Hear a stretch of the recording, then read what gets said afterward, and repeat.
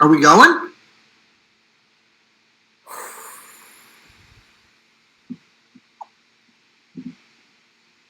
Yeah. It's on? We're working? Yes, we're going. Wonderful. All right. Well, listen, it's only a matter of time before something else happens. All right. Now, look, I'm seeing the Israeli flag. Can we get the Israeli flag going on in the chat? Can we get the Magen David streaming in there? Apparently, It only took an hour, but I think we all learned some valuable lessons in that hour.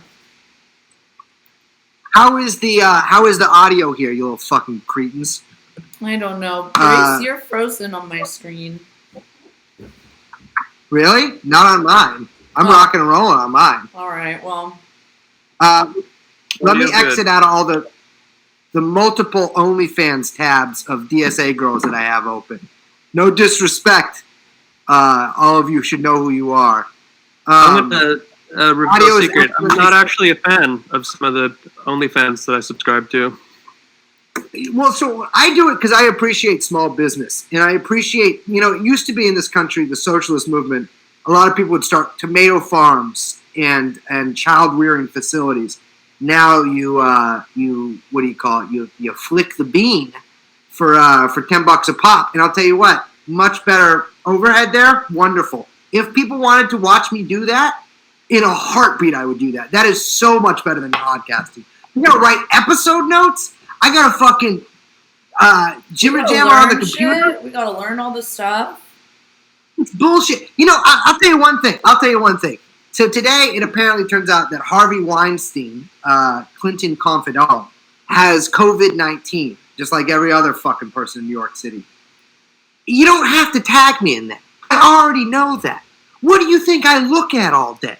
People are like, whenever there's like news about Ghislaine Maxwell, people are like, Brace, you gotta check this out. What do you think I'm checking out? That's what I check out 100% of the time. I don't want to do it. It's my job to do it. It's like I'm a coal miner for pedophiles and just general perverts. You're gonna get pedo lung. Yeah. Do you think? So why do you think he got tested? I don't know. He's still rich. I don't know. Is he I think in rich person jail or real jail? I think he's in regular jail, but because he's not. I don't. Or maybe is he going to prison yet? I'll tell you what. Harvey Weinstein stuff. You know my feelings about that. They're all Harvey Weinsteins. It's so one guy. You know about this, but I don't know if our listeners or viewers know about this. But our problematic frenemies over at Q, they think that this is all part of the Great Storm or Great Awakening or whatever, and that everyone. Well, they think the storm's on. Yeah, so that all the celebs that are saying that they have corona are actually secretly being arrested for crime. Well, so the thing about that is it's kind of believable because do any of you guys have corona? Me? Do you have corona? I thought I did today. Not a single one of our fans has corona.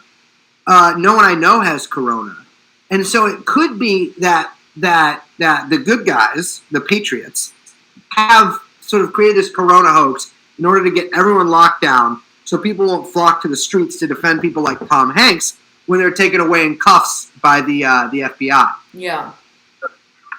That does sound like if there was a plan that I was to trust, and if the Great Awakening was going to be upon us, absolutely I would do that in a heartbeat. I think the problem I have with it is, I have a couple problems, but the main problem is that Trump is the great manager of this massive secret arrest, globally.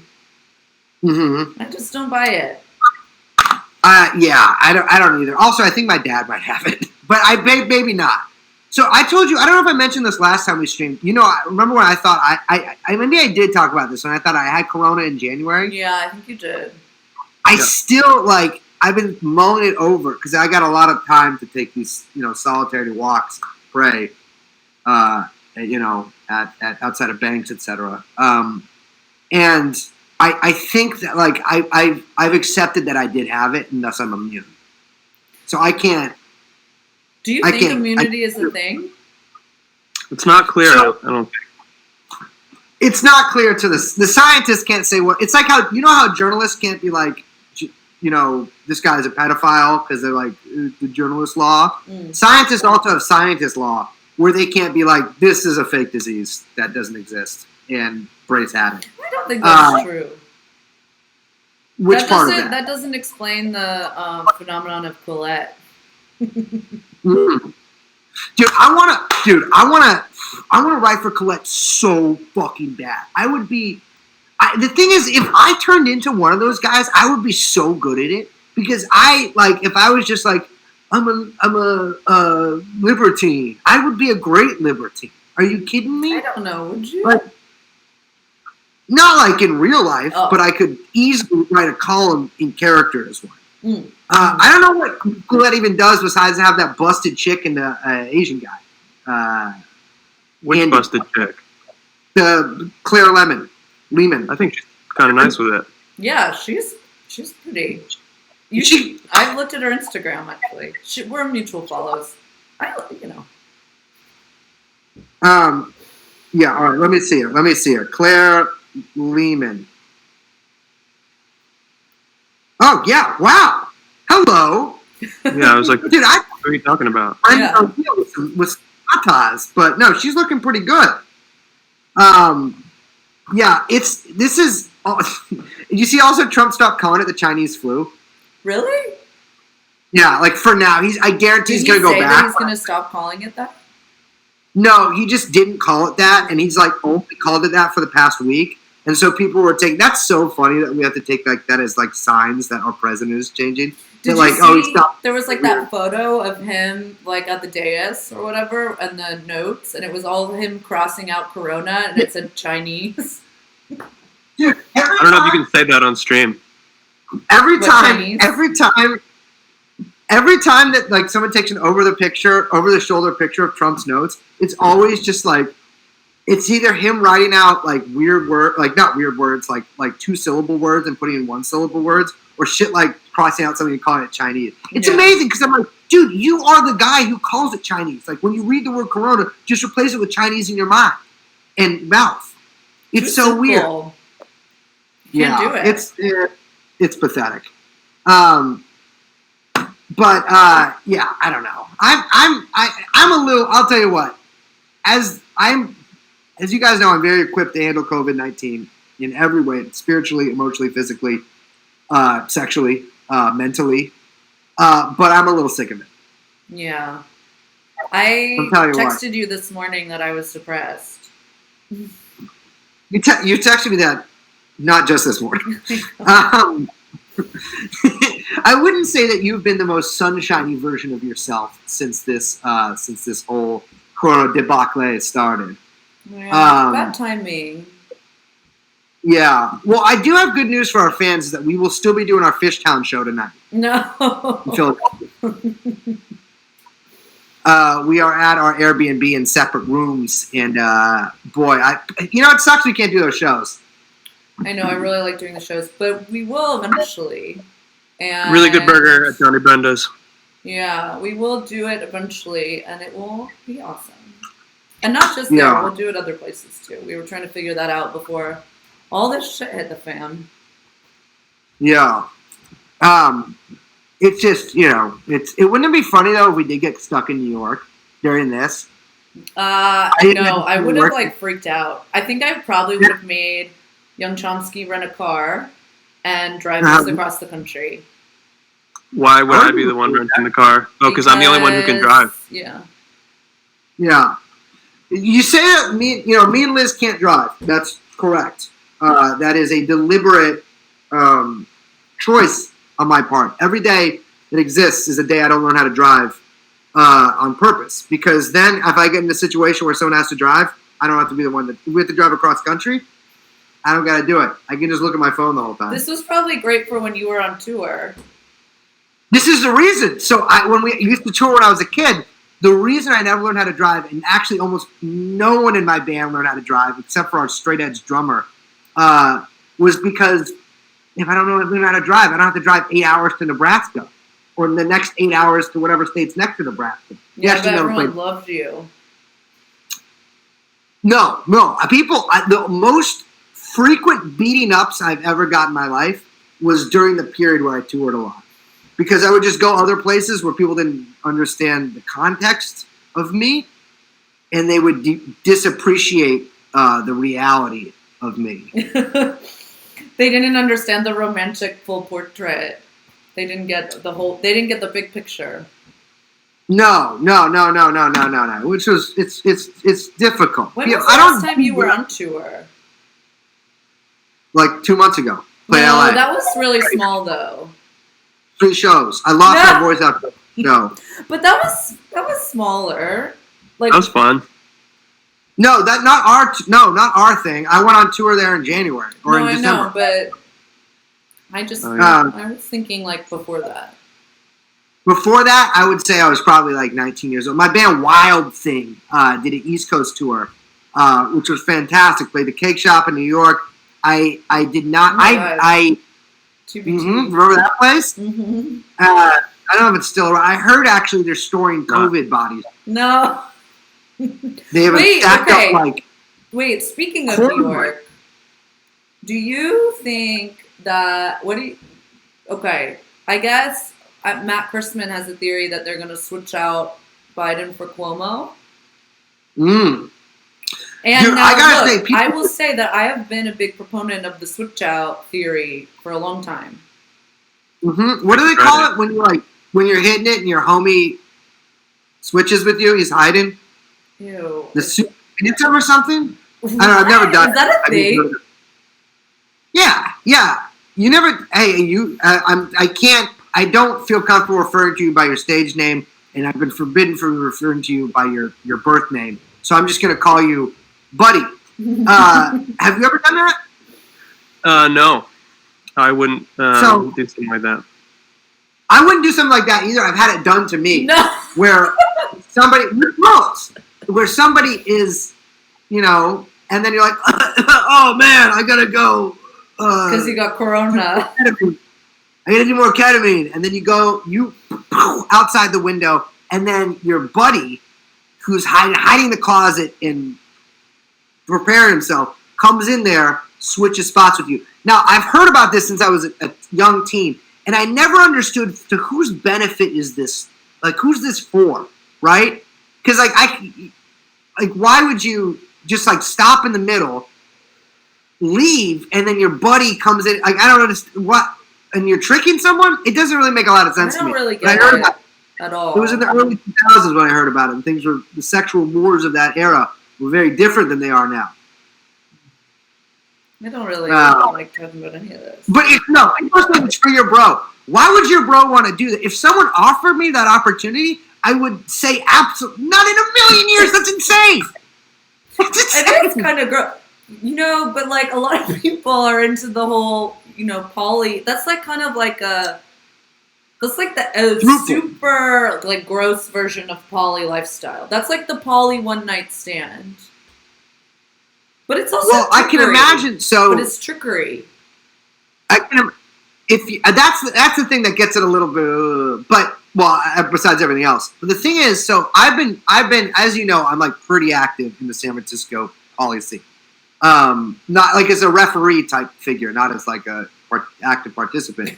And I've been really curious as to what, there was that article that came out, and I'm surprised it took 4 days for one to come out. There's an article that came out about a boyfriend-girlfriend situation.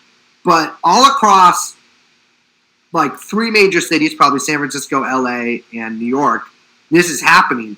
And I really want to hear, if you are in a thruple, quadruple, a higher ones than that, please DM my podcast with your full name and let me know how it's the word thruple makes me feel sick.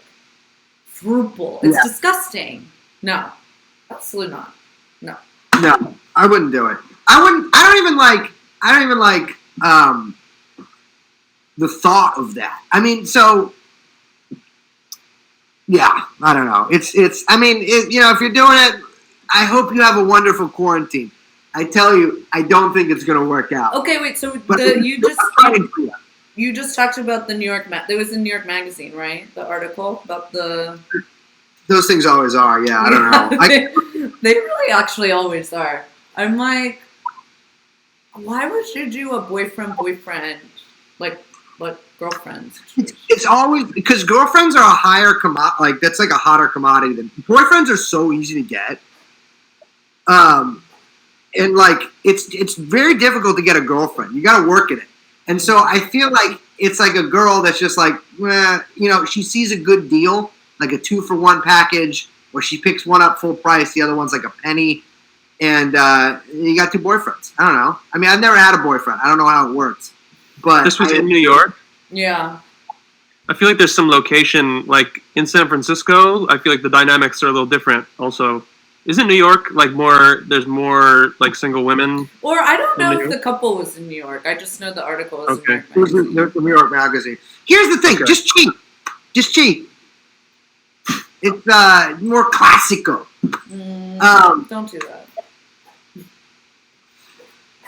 Christ, I don't know. I've been trying to just avoid. I don't know if I said this the other day, but I saw just a woman when I was in the park the other day, just walking by me weeping, just like normal lady crying her fucking eyes out.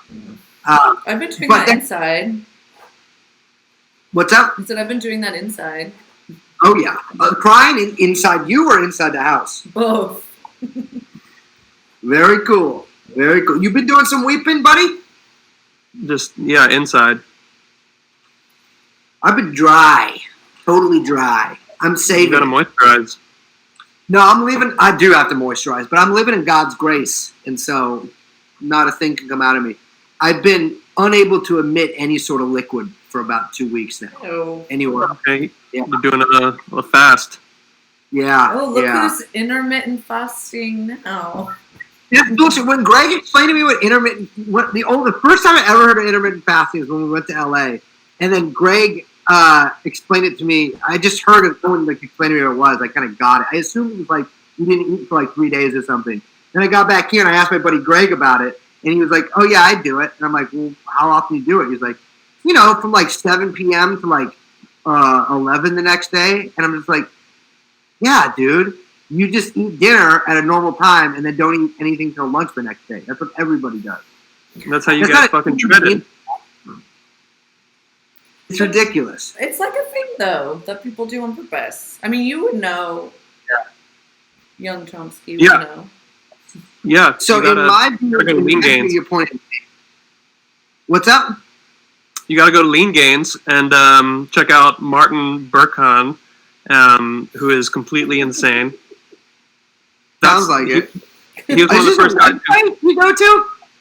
Yeah, no, he's one of the first guys who popularized intermittent fasting in the fitness community, and he's like, actually, I haven't checked in on him in a while. Kind of got out of that whole scene, but it's like I think he's Swedish or some kind of persuasion like that. But he's extremely shredded, and you also have to lift weights. Is the other part of it. That's the other part of the equation that you didn't mention. You're supposed to train. I'll tell you what. You guys don't need to do any of that. Here's the thing that you need to do. You need to sign up for a lifetime of low-intensity manual labor, often done outside. You need to blast cigs. You need to, until you are about 22 years old, drink a lot every night, and then eventually have the state force you to stop doing that. Then you need to start slamming. No. Well, baby, not forever. That will get you in the sort of body type that most people literally can't even dream of because they can't dream the sort of shapes and configurations that your skin and bones form into. Well, that's valid. We gotta start saying stuff's valid again. You're right. Yeah, I think if you do that, you're valid. Have you guys been how many steps are we walking, guys? Like 0. Bro? I didn't leave the house today. Yeah, me either. I'm doing a lot of chin-ups. The problem is you young Chomsky, you live in an area with few parks, and so unless you walk like straight into the hill, you're kind of screwed. But Yeah. I'm surrounded by a bounty of parks. Yeah. I'm cruising. Did you go today? Oh yeah, I've been going every day. I go out there. I've been reading this shit. You heard of this thing? Yes. People love it. You know what? Joggers love it when you stand in the middle of the sidewalk reading the 9/11 Commission report and then refuse to budge while you're standing there because they can't get within 6 feet of you. I don't know where my copy is. I got it when it first came out. I don't know where it is. I hope I can get rid of it.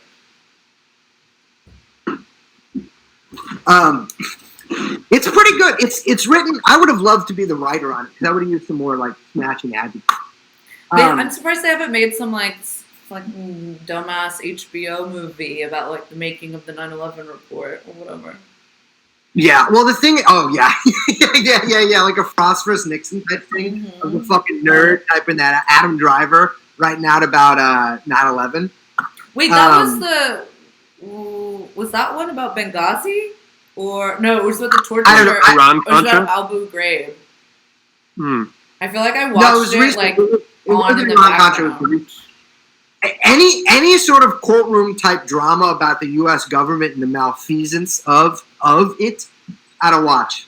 I don't care. I'll watch Adam Driver in anything. Really? Why? Just turn off the sound. No. Just, you know. That guy, I cannot wait because he was a Marine or something, right? Yeah, have you ever seen that picture of him when he was in the Marines? No. Yeah. It's just like all ears. Yeah, I probably had respect to pin back a little bit. a goblin. Yeah, I don't know. So how are you guys going to keep yourself sane for the rest of this? Because this is going to last for a long time. Well, I'm gonna keep I'm gonna bugging do more chin-ups. All right, one at a time. you. I'm gonna keep bugging you a bunch and making you mad, and then getting mad at you for getting mad at me. That'll be fun. True. No, I don't know. I started like baking and cooking a bunch of stuff today, which made me feel a little more sane. But then I was like, I was gonna eat all this food, and then that kind of made me sad. I feel like it's gonna end with me like setting up a tea party with like invisible friends. No, what you should do is you should set up 2 plates and just shove the other one off the table at the end. No. Either that or get your house haunted. I think you okay. So funny you should mention that because I recently made friends with my neighbor, which has been very cool. And she and I were talking, and our building, which is like, I mean, I don't want to give away too much information about where I live, but is my apartment's like very old. I think it was built in like early 1900s. Yeah, it's a whole. I've been there a bunch. Very old apartment. And it was apparently like they call it a boarding house, but I think it's like it was an orphanage, I think. Which is kind of scary. Where did you go? Don't worry about it. Well, so you think you hear any like bumps in the night or anything like that, or what? No, but I mean, I have really noisy radiators, and it sounds like, I always say it sounds like a whale inside my walls, because you can like, it's like very Lynchian. Like you can hear just like a humming that increases and whatever.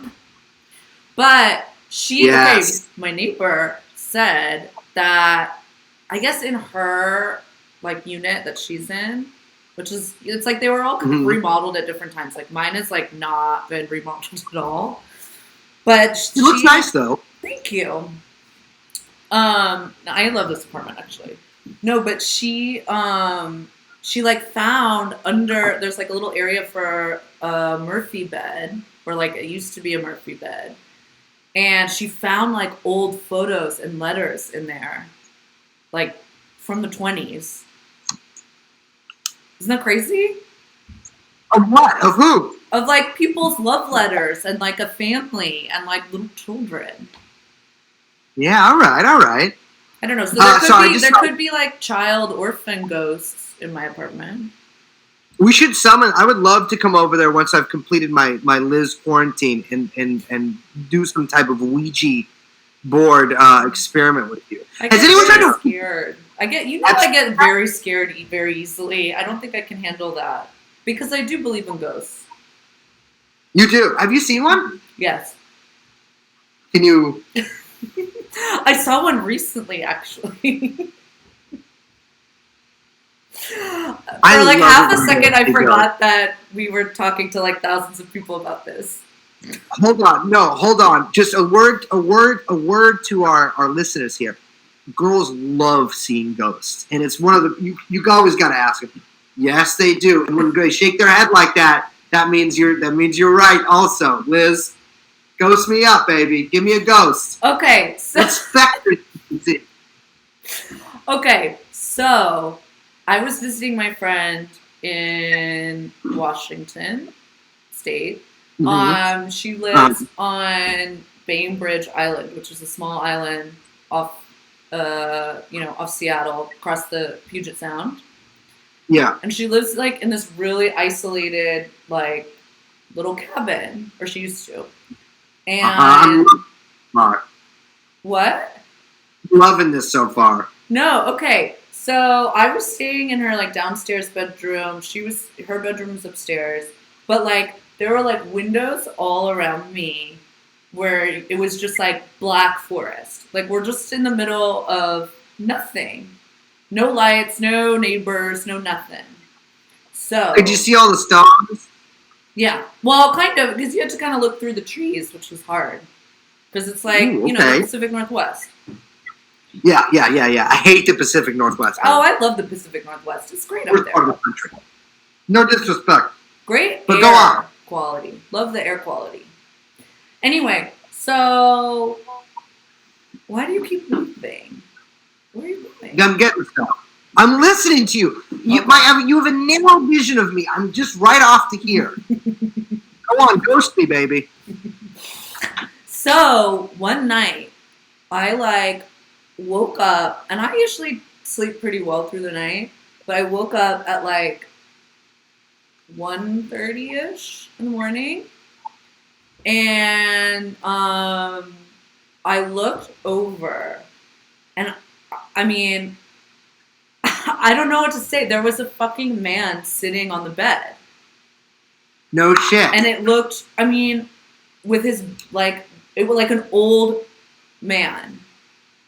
Like old? I couldn't see. It was just the back of him. He was sitting on the edge of the bed, looking out the window. But it was so amazing. Fucking real. I went up to grab it.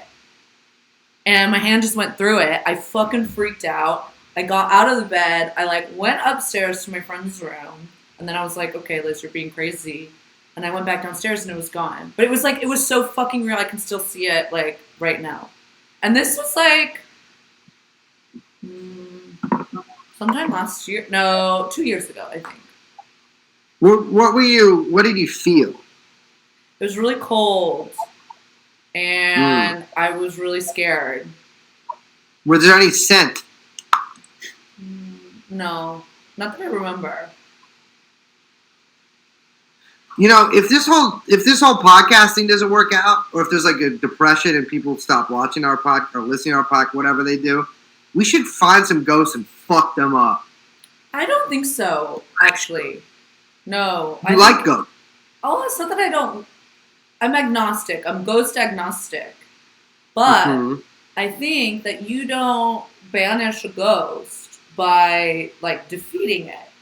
You have to, because the ghost is here and stuck here because it hasn't finished its. It has to do something before it can move on. You have to complete its quest. If you were a ghost, yeah, it has to. If you were a ghost, what would your quest be? I don't know. That makes me very sad, thinking that I had not completed something.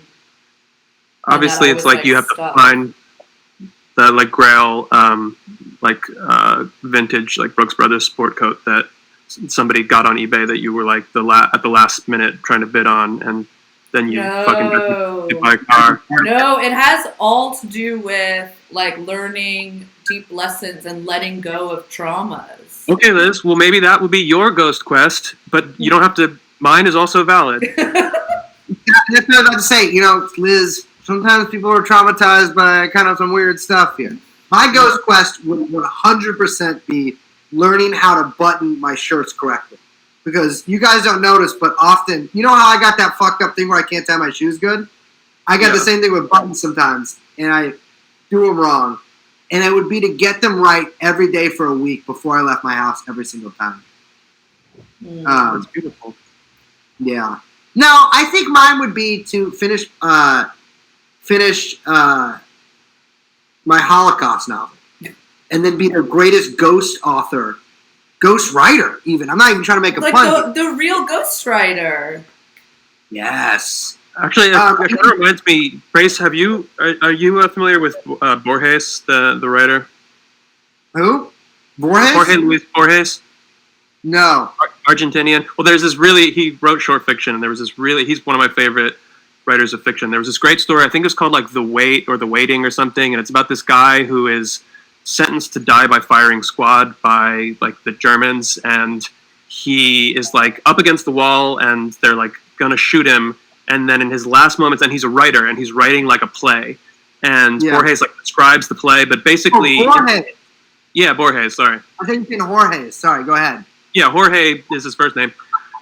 Anyway, in his last moments, like God grants him the time, and like his last moments stretch out infinitely. And in his mind, he like gets to compose he finishes the play, and then just as he writes the final lines, like time unfreezes and the bullets strike him and he dies. But he is granted that. It's called something like that. Anyway, it's in the collection I have, but really, really great story.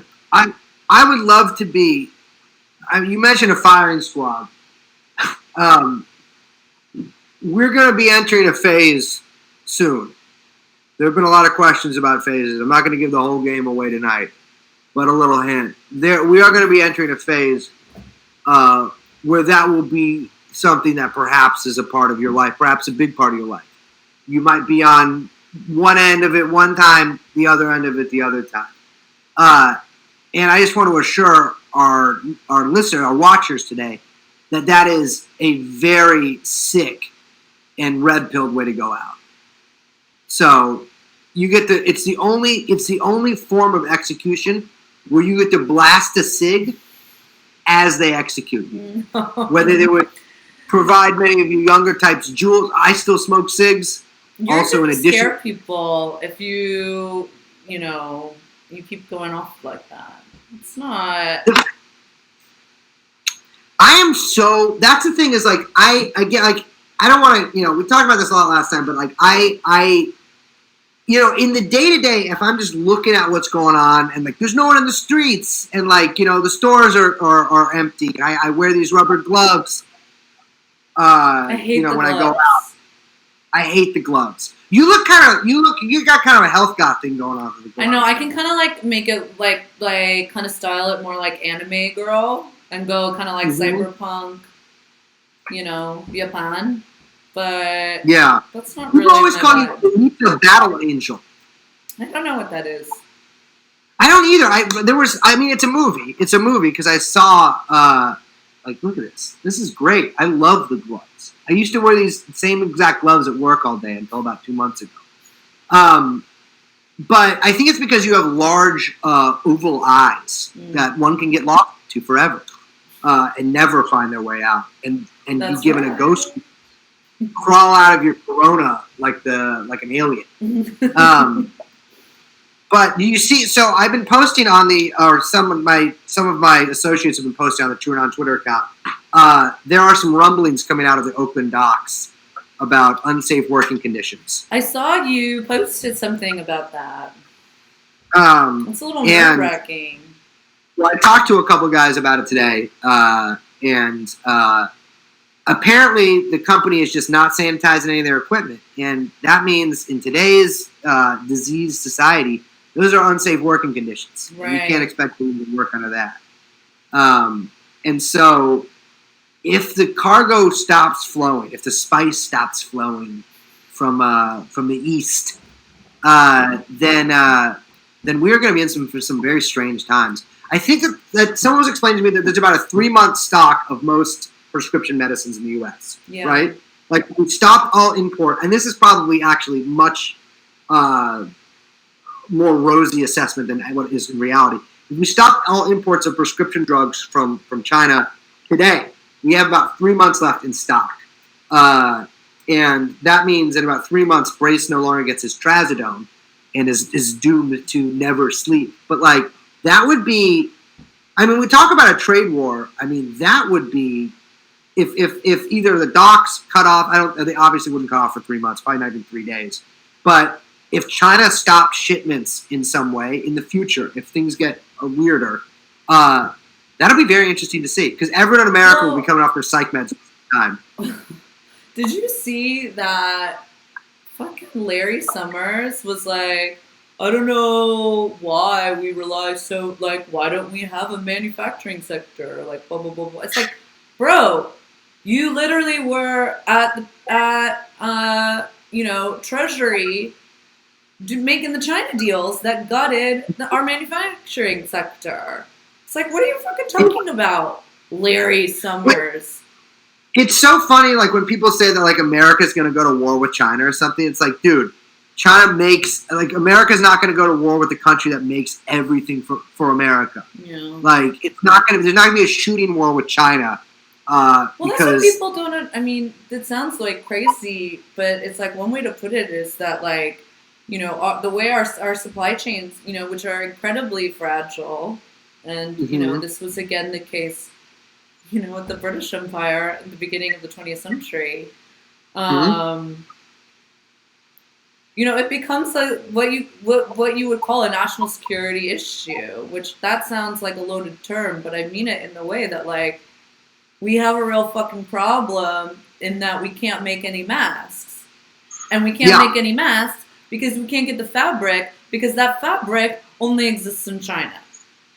Well, a friend, one of my many contacts in government today told me that they have been contacted by some people who run one of the mask giveaways. You know, remember the fire stuff? They give away all the masks. This organization up in the North Bay have been contacted by a Chinese manufacturer of masks and has like 7 million of them or something. This manufacturer has them for sale, and I mean, it seems weird because the government's been super sclerotic in obtaining supplies for people. Like, if you work at Kaiser, I'm not even going to go into it, but there are not. Don't go to the hospital unless you have to. And it's just, there's going to be a massive shortage of stuff. And I think the thing that people still don't get is, like, we just went through basically week 1 of this. And so a lot of the people who've been recently infected haven't started showing symptoms yet. And the people who have started showing symptoms haven't started getting worse yet. And so we're going to see things sort of intensify. You know, my biggest hope is that this is sort of just a dud. That, like, Italy, for some reason, due to their carbohydrate-heavy diet, got hit hardest, and everything else is like, whatever. That is obviously, that's like a 1% chance of that happening. It seems like things are going to just get pretty wild for the next week. But the craziest part is there doesn't seem to be a plan, right? Like, they're still telling people in San Francisco that this is done April 7th, that the restrictions are lifted, that this will be, you know, we'll be going presumably back to normal on April 7th. And that's just, like, that's not true. That's not going to happen. You know, I was thinking about it today, and I was like, this was like, what? Oh, I just realized never mind. What? I just got distracted. Apparently, what? Can you see my penis? No. No. Thank God. No, I was thinking about it today, and I was wondering, and I was like, you know, they're just not testing anybody. Yeah. And they're not going to test anybody. And I think, and I was talking to someone, and I was saying, like, going to the doctor is, like, maybe one of the worst places you could go right now. I've been saying that. And like, if you like really, when they say like, okay, if you have symptoms, I'm sorry, we can't give you a test, we don't know, like, you just need to self-isolate, it's like actually better for you because people are getting infinitely sicker at the hospitals because and we had kind of explained, I think we explained this on the show or not, but because of the viral load phenomenon, and that the more you're exposed to the virus, the more severe the reaction can be. Yeah. Which is a very dangerous situation to then be in, because it's like, okay, you want to go to the doctor because, you know, you might be, it's like you have to kind of game out at what point do you literally just have to go to the doctor, right? Time for some COVID-19 theory, baby. Yeah, no, it's like, it's scary because like that means, okay, like you're in your house for a couple of days, you're showing symptoms, you're getting sicker, and you have to like think like way out, like, well, am I gonna get sick enough to go to the hospital, or am I just gonna be really sick at home, or like, am I gonna be hit? I mean, it's very scary for people who live alone because you don't really have, you know, backup in that case, or somebody to like really like be like, hey, buddy, you need some intubation, and yeah, so it's gonna be. You know, it's just like, and I hate to harp on this so much because what more can there really be to say? But our government seems totally unprepared, except for, of course, friend of the show, Andrew Cuomo, fellow Italian like me. I really do not like the way that he's getting the spot. Like you were saying about the switcheroo earlier, I'm starting to believe that's a possibility. That if Biden drops dead of COVID before the convention, that they're just going to push Cuomo up there, and we're going to get some other fucking guy from New York as the president. No disrespect to New York, beautiful state, etc. I still think, man, I just hear that fight song coming from the rafters slowly in the back of my head, the rafters of my mind. All I hear are HRC, HRC. Like, she's got to do it, right? I mean, dude, she could. I honestly think she could win this time. Don't say that. No, absolutely. I'm ready. Dude, Warren got me, because you know I was like a Warren to Sanders person, right? Like, I'd stayed with Warren until it was obvious she was no longer viable. Then I went to Sanders about a week ago. That's why you still have the mint avatar. Yeah. You grew your hair out to cover up the blood and teeth tattoo you got on the side of your head. No. Oh, no, that says blood and soil. No. Oh, okay. You know what? That I thought about that a lot when they were doing it. And I was like, I don't think that there's really a thing you should get tattooed. Like, what was up with all the Warren staffers and their various kind of like Nazi and Holocaust tattoos? Well, I think the thing is, the mind of a Warren staffer is one of the most perverted organic things in human history, right? Like it is a diseased organism, and so to try to like parse what's going on in it, I mean, it's impossible. Again, you know, for fans of the show, I read part of my psych evaluation on the show the other week. Possibly, I'll do a live stream of the whole thing at one point. It's very good for me, but I've met a lot of different people from a lot of different walks of life, and understood them all completely within minutes of meeting them. And the Warren staffer, to me, it's like, I don't know what that is, you know? It's a depraved being. It really just reminds me of the people who work in HR. I've never worked anywhere with HR. Oh, actually, my last job had one, but she was so mean. Well. I mean, she's like, that's kind of, it was like this. And it sucks because, like, you know, it sounds sexist for me to talk about it, but that is the scolded campaign. So back to the Biden thing, though, because I'm just saying, my head tells me there's no way it's HRC. Mm-hmm. But my heart is saying something else. That there's still a possibility that she emerges, you know, to save the Republic or whatever, to come back, to leave Earth 2 and come back to Earth 1 and bring it home. What's your theory for where Biden is? Oh, dead. 100%. No, I think that Biden, honestly, I just got an important message. I think I have to repeat here as well to do with the China stuff.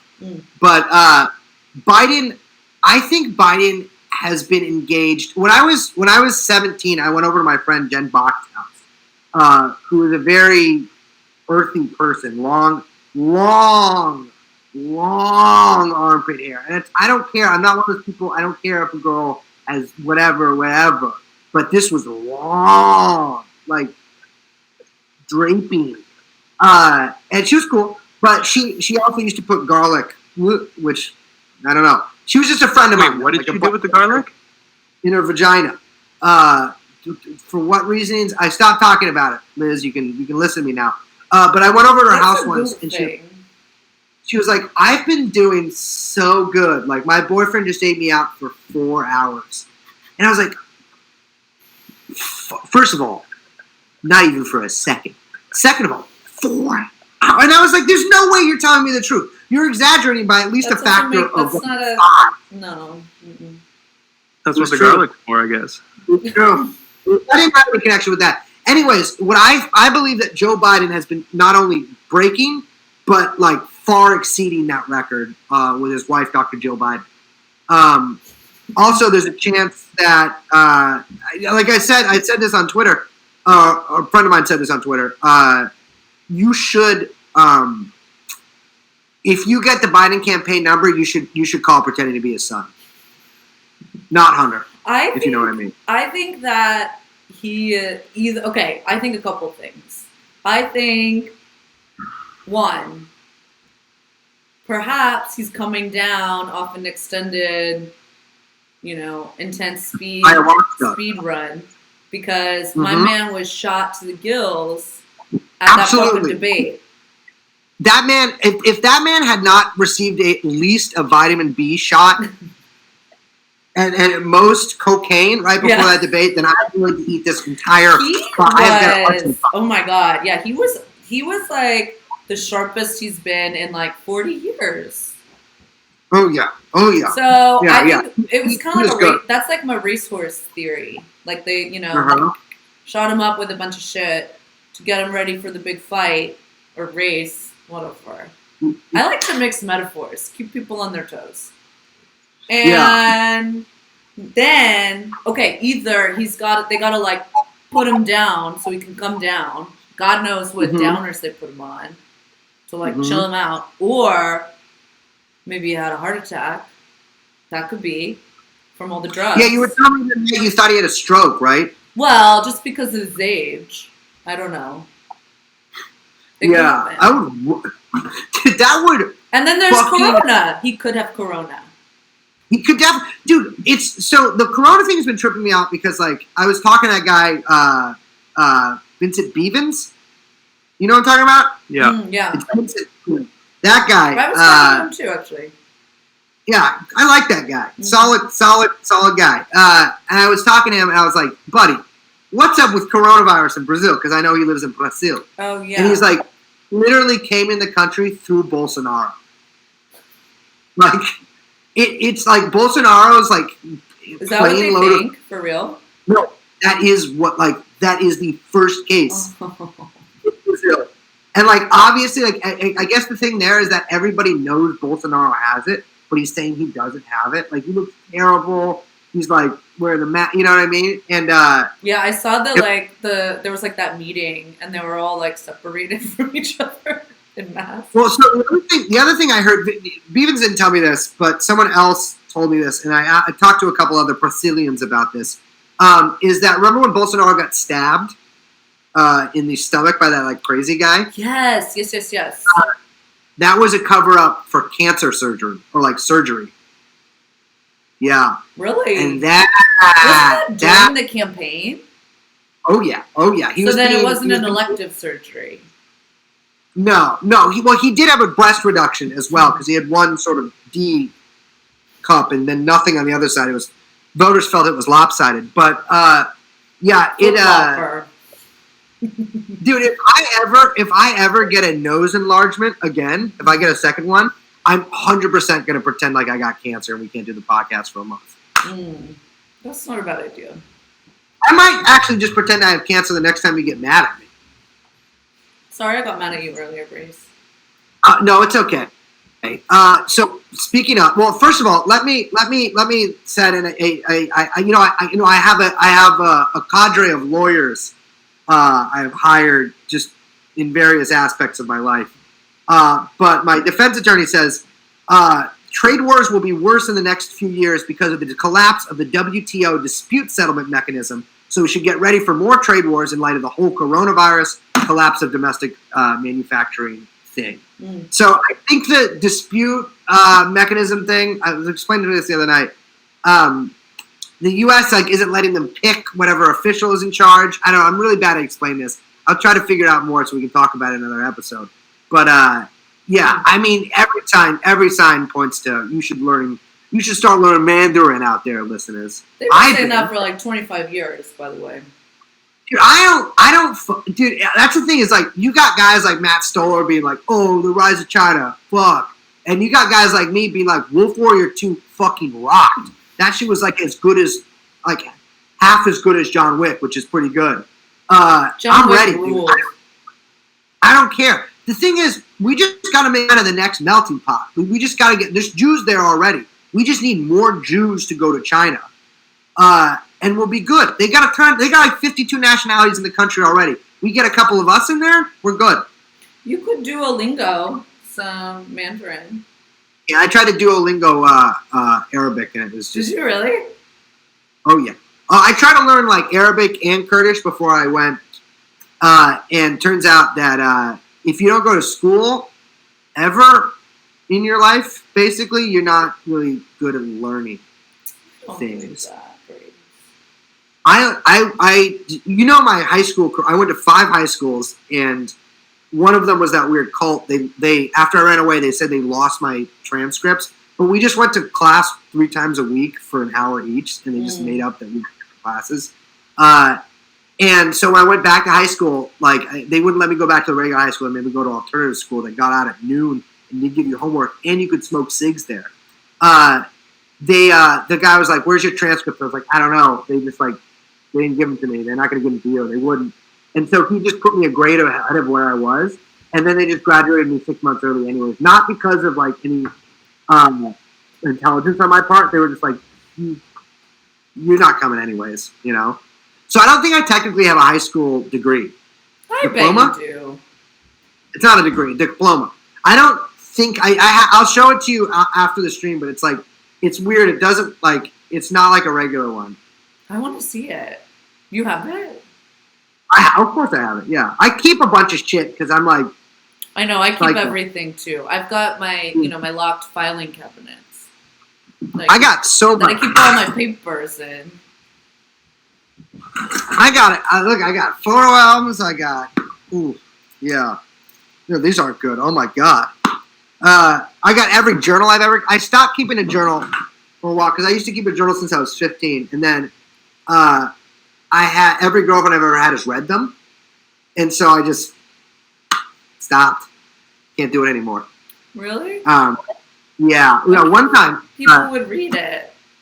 The girl I dated that was your old coworker, she broke into my house while I was on tour. Well, not broke in like the window. She, through pretenses of she was sort of friends with my roommate. She was like, "Oh, well, let's hang out because we're kind of neighbors."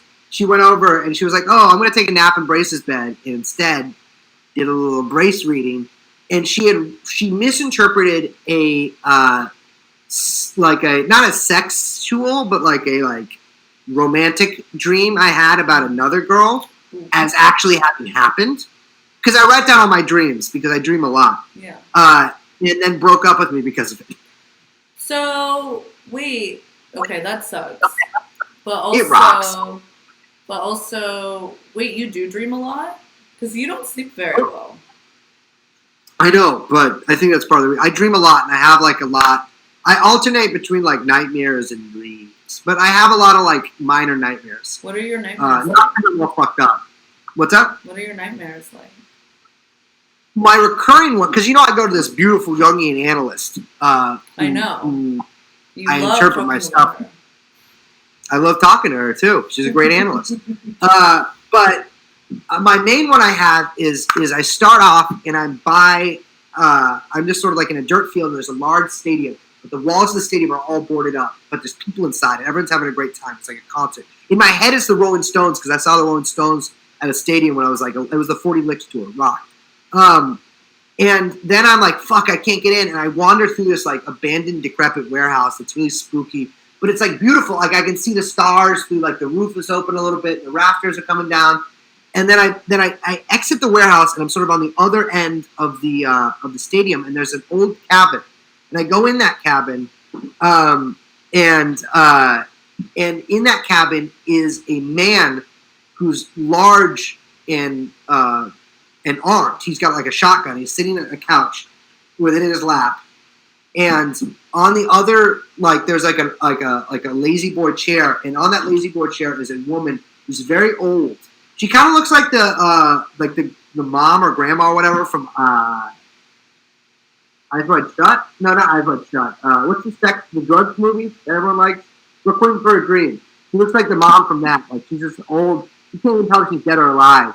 And that's the thing. It's like I don't know if this person's dead or alive. And the guy sort of moves the gun and points it at me, and he makes me like mount this woman. And when I enter her, and there's like TV on right next to us, and it's like a small little old TV playing static. And when I enter her, her body becomes this blue like electricity, and I can see like myself in her, but I can see all my bones. And then that's the end of the dream. I've had this dream like past 2 years all the time. Wow. So it's not even that big a detail. It's different. I don't know what any of it means. I even talk to my analyst about it. I don't know what it means. But it gives you a bad vibes. Yeah. I don't really remember most of my dreams. Or like ever. How about you, young Chopsy? You dream? I think not very much. I think that when you smoke weed, that you don't really remember your dreams. Is it true? Is that true? People say that, and it seems to be my experience. I mean, I do sometimes. But yeah. You should. Why do you smoke weed? You should stop smoking weed. I don't know. I like it. I don't drink very much. You don't.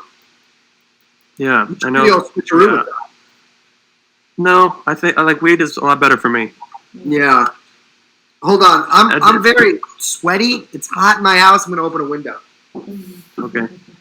I like to get stoned and and like play synthesizers and like do other things. Like if I'm drinking, it like fucks up my my whole next day. Yeah. I mean, I drink, but I'm not. You don't really like drink. You don't drink at home, do you? No. And when I go out, I mean, I'll do like 2 drinks and stop. I don't like get drunk. Oh, you should start. That's not good for anxiety. That's the opposite. Yeah. Maybe that's why you like weed. That's why you mix my figure. That's true. Oh yeah. You don't want to drink your calories. Exactly. Oh. Well, that's why you just drink a bottle of vodka in the morning. Weed. See, what I do is I used to get around that by just drinking as much as possible in as short a time frame as possible, so your body doesn't have time to absorb all of the calories. Liz is drinking vodka right now. It's a life hack. Yeah. Just a big glass full of vodka. That's a good look. To give you guys a hint of how long ago it's been since I drank, Sparks was still popular. The band? 15. I was just talking about Sparks, actually. Remember, because they banned Sparks and then everyone drank, what was the other one? Four Loko. Mm-hmm. I never had that. Oh boy. That was a thing when you were out and about, though, Brace. Yeah, I just never had it. Yeah. At that point, I was just, what I used to do is I would only drink Bullet. Really? Not Bullet.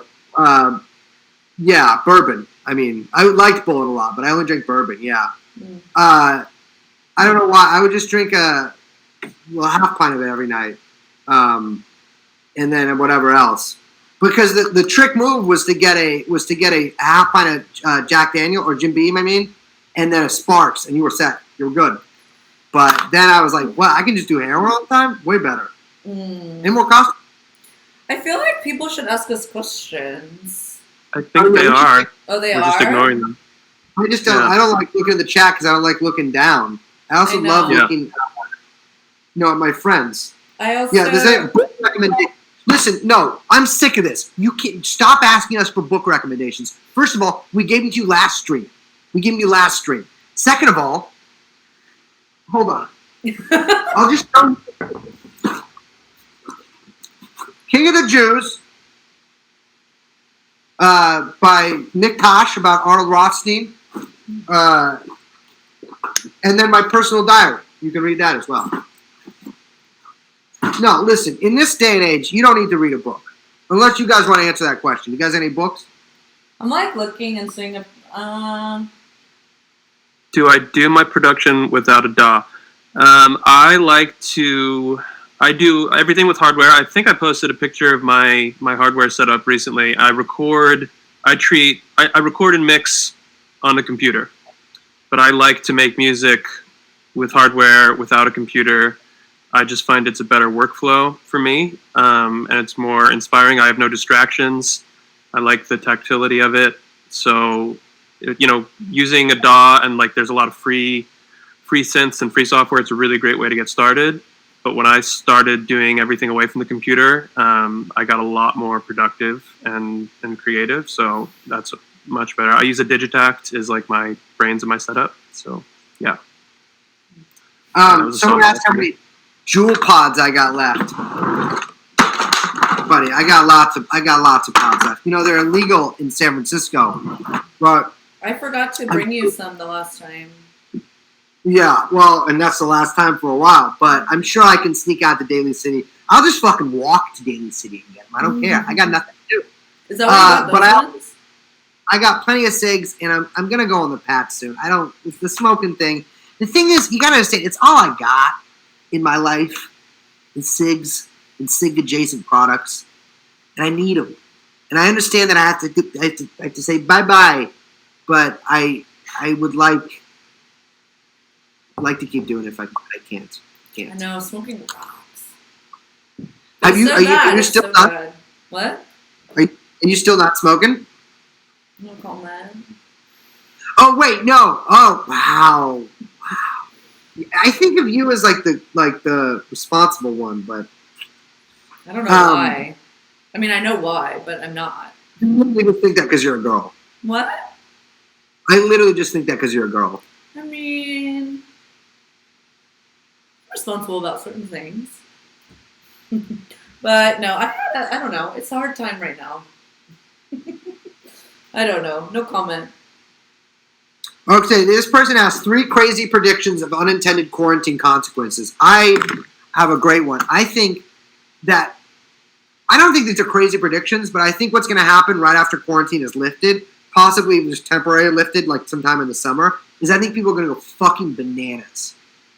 I can't wait. I think people do you know are how going much I miss touching things? I'm going to touch everything. I don't mean that in a creepy way.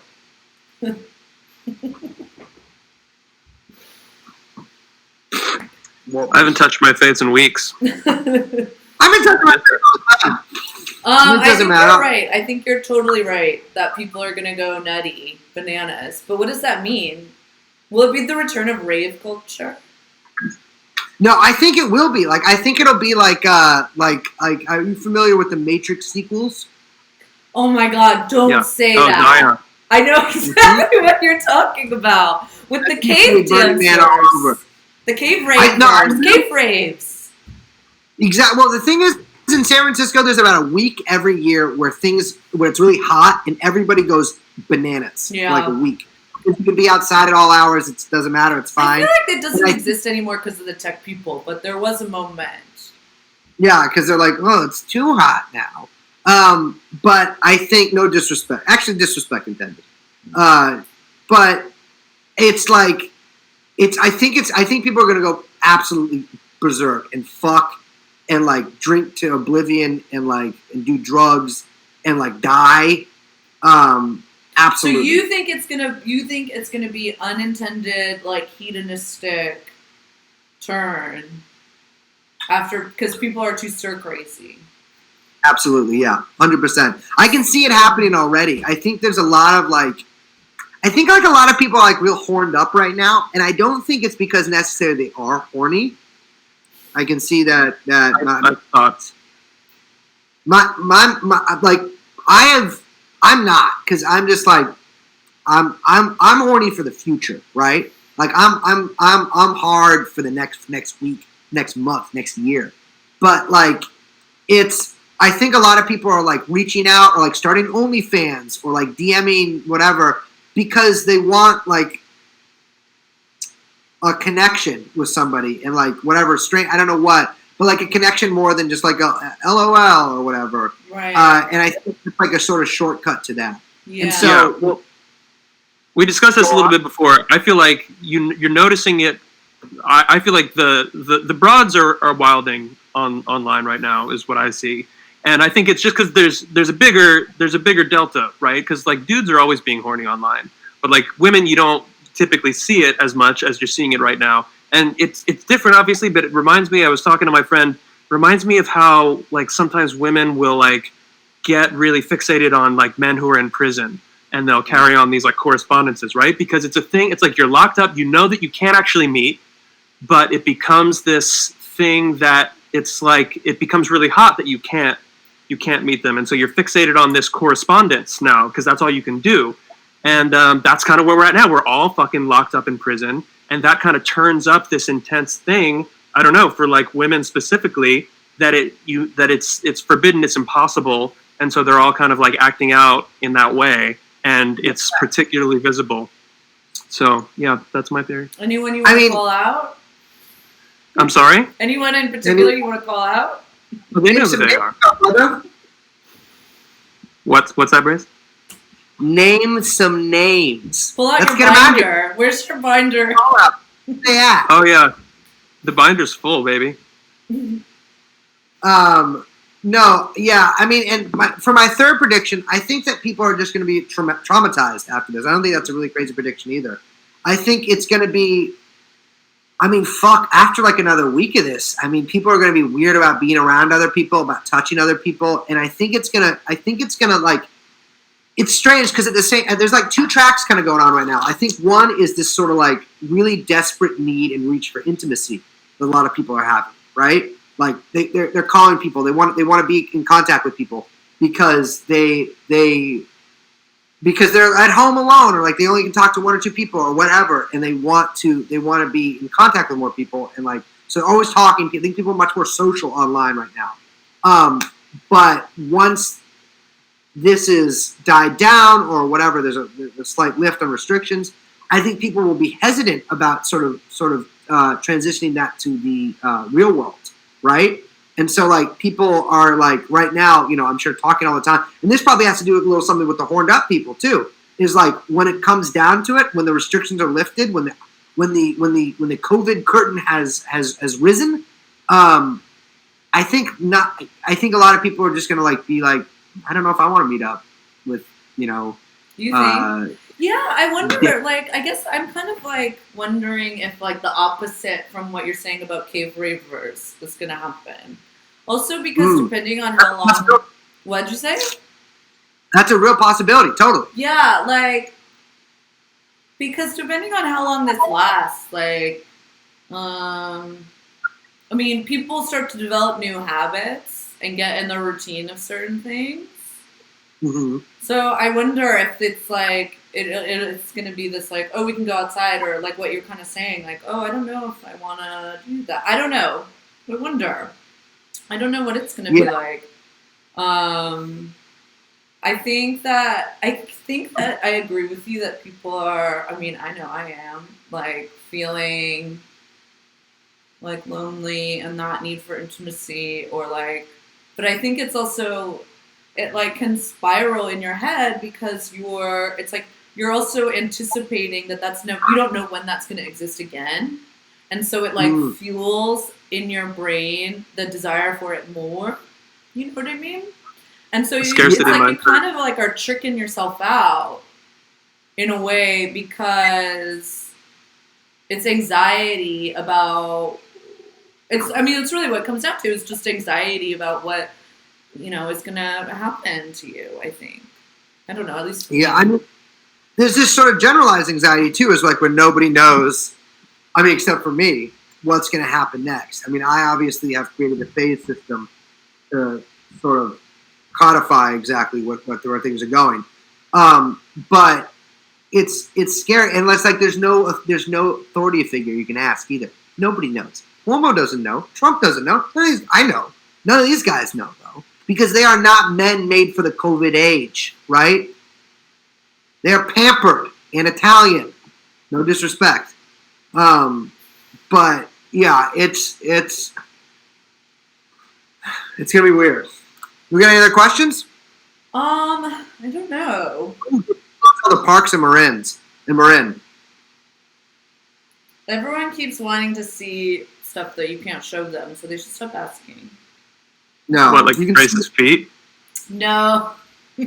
My feet are safely ensconced in the old boot. I have boots on too. Yeah.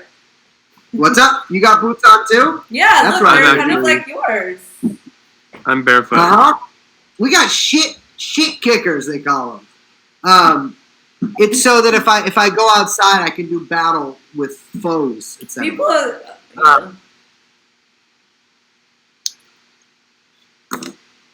Yeah, I'm not showing feet. I don't know. I think people just say that. They don't really want to see it, right? I don't wear shoes in my apartment. Someone asked, what do I do except read and walk in parks? Nothing. That sounds like an idyllic existence. It's very pastoral. Because the next months and years after this will not be kind to you, friend. You should enjoy it while it lasts. I was listening to an astrologer's podcast that I listened to today to try to like calm down myself a little bit. Uh-huh. And she was saying that we need to use this time to like, recenter and refocus on ourselves. Try to look at it as, in some kind of small way, as like a break, if we can, even though that sounds insane, where you can kind of like, you're sort of like forced back into the interior of your life, and you have to kind of, use it to maybe, perhaps you want to like work through some stuff or just slow down, or, you know what I mean? Well, I mean, remember, but I guess it was an astrologer, so whatever. This mess all started with that horrible moon, remember? What horrible moon? Remember that? Remember we all had that really bad moon? Oh my god, the wicked moon. The worm moon. Exactly. Was it a worm moon? Yep. There's a bad moon on the rise. The moon I'm skeptical on for many reasons. But yeah, I mean, listen, I'm not big into magic, I do believe in it. I just do not like it. But yeah, I would be getting to read the stars, etc. right now, and that might maybe you can see what's happening with that. There actually is some stuff with the stars.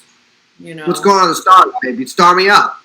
Well, we have a new moon. The new astrological year begins on Monday, tomorrow. New moon in Aries. We have, let's see. New moon. Saturn is moving out of Capricorn, I believe. Or is it moving into Capricorn? No. I don't. Either way, that's crazy. No, so Saturn's moving. There's a bunch of, I know the United States is having a lot of Pluto transits, which is not good. Pluto is a very difficult, mystical, dark planet. Pluto's a dog, right? Yeah. I thought it wasn't a planet anymore. This isn't astrology. This isn't about, gotcha. But yeah, so Saturn is moving into Aquarius. That's it. So I don't know what that means. But okay, so in everyone's chart, so okay, Brace, have you ever had, and Young Trump, have you ever had your birth chart done? What? No, you made me on my birthday. You made me text my mom really late at night to ask what time of day I was born, and I did, and it was like 7:30 in the morning, which is what I thought. Well, whatever. Everyone, so you need, in order to do your birth chart, you need time of birth, place, date of birth, whatever, and you can go online and you can get it done.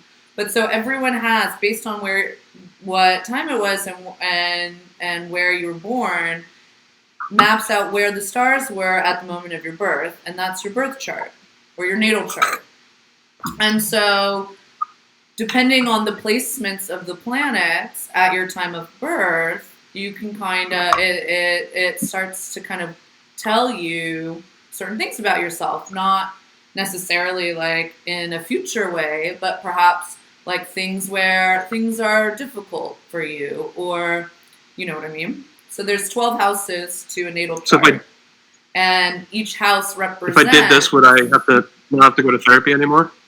No, it's totally different. No, you continue to go to it's all therapy. very holistic. You want to do it along with everything else. Okay? Anyway, so that's a natal chart. And then you also can look at what are the planetary transits that are happening at any given time and how those then relate to your natal chart. So you will then have aspects of the planetary transits that are happening might be aspecting certain natal placements, and that will tell you certain things, perhaps areas of struggle or areas of, focus or, what have you. So that's what that is. Are you asleep, Brace? Did you go to sleep? Oh, yeah. No, I'm good. I loved it. So what? We got to do natal shit? Oh my gosh. Never mind. No, I love it. No. Here's the thing. I will say, my lifelong skepticism towards this stuff. But after that moon week, I'm convinced. That was one of the worst moons of my life. That was a god-awful week. Yeah, it was really bad. Now I'm like... For all of us. Actually, everyone I know, too. Yeah, and I saw that moon. I saw it the first day. On that Monday, I was walking, and I saw the moon, and it was looking at me like one naked yellow eye, staring down at me. And I could tell that it portended evil, and evil did come. That was when COVID fever hit America. That's when you were supposed to smother an old man with a pillow. That was the sign. I did do that. I would never smother anybody. Absolutely not. That sounds horrible to me. It does sound horrible. Yeah, that moon was bad. But this moon is supposed to be better. It's a new moon. So, new cycle emerging. It's the brand new, year, basically, because Aries is the first sign in the zodiac. So, it's the new, the start of the new year, basically, astrologically speaking. Let's see. These people are saying it was 2 weeks ago. I guess, it was 2 weeks ago. It was a jaundiced moon. That was correct. Is Jordan Peterson your Jungian analyst, Bryce? No, my Jungian analyst is related very closely to a certain famous center of a lot of conspiracy theories in America. I know. I'm not going to say who, but it's the big one. And oh my God, if you can't find her, don't find her. If you find her. People are creepy. Everyone stop being creeps. Look, phase 2, another thing we're leaving behind, being fucking weird on the internet. Don't be weird. No, just be cool. Weird. Don't be all uncool. To quote Real Housewives. Don't. So I understand that a lot of you, Liz is the only woman you interact with in any part of your life. And I respect you for that because I've been trying to narrow it down as much as I can as well. And I'm glad that you got there before me. But please, don't be weird to Liz. Please. Be weird to him. Don't be weird to me. He loves it. Look at him. He loves it. He's not wearing pants. I saw him. He stood up when we came to Twitch work earlier, and he was just... I'm wearing Japanese denim. I'm not going to show you. No. My brother, you just gotta let him see it. You can't tell him what it is. That ruins the mystique. No, I don't mean you actually have to do that right now. Check out that stitching. Oh my god.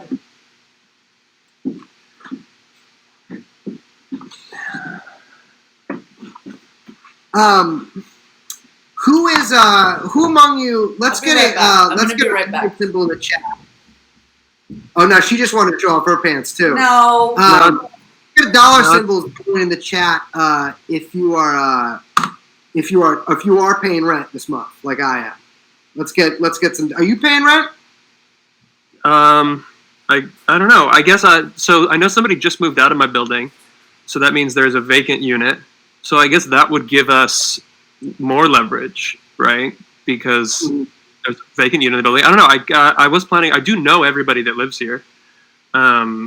I have everybody's number in my building, so I can talk to them. Make sure, see what everybody's, because obviously I'm not going to withhold rent on my own. Yeah. But I could easily. We have actually had meetings in the past of all the tenants in this building. There's only not very many units where I live, and just talked about things that affected us. So we could conceivably talk about that. But yeah, I don't know. That's a good question. I should talk to the people who live here. I don't know who my landlord is. I just pay to some like Irish real estate company every month. So okay. I think I have to do. I still technically work as a podcaster. Who I'm so glad that that now that the veil of COVID has fallen and I don't have to meet people anymore and tell them what my job is. Do you guys feel weird being like, oh, I'm a podcaster? Sometimes I just tell people I do a radio show. I feel very weird. I'd rather say I'm a podcaster. I don't really tell people. Oh, then your real job? Yeah. He's a cop. I'm a freelance snitch, is what I could tell people I'm a musician, and that would be somewhat truthful. I still do one of my other jobs, and so I sometimes just tell people I'm a social worker, because they're also like, you're a social worker? That's fucked up. And I'll be like, yeah, I know. I'm sorry. I understand that I'm buying meth from you right now. Yes. You don't have to. Dude, one of my so I do like work in like rehabs and nut houses and shit like that, and I go in and I'm like, listen, I'm the drug guy and my partner's usually a crazy guy, and I'm like, look, I'm a drug dude, he's a crazy guy. We're here to talk to you about how to be normal.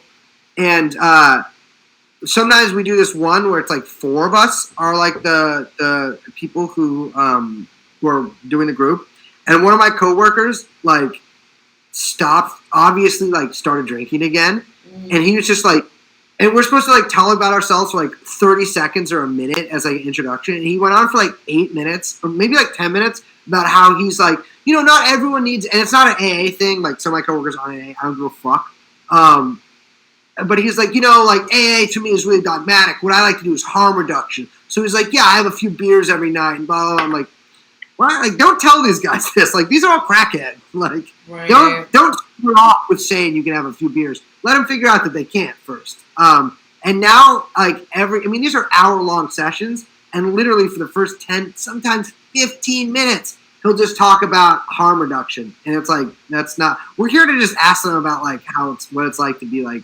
addicted to drugs. Which it rocks, by the way, if you guys haven't done it. I'm addicted to posting. Well, you should hone your craft, sir. I'm sorry, that was mean. I'm sorry, that was fucked up. I didn't mean that. I said that automatically. I feel like I've entered a new era of posting. I've invented posting of a new type. You changed the game. You know what I gotta say? There's a lot of little people out there, and I'm not gonna name names, that are trying to copy your style.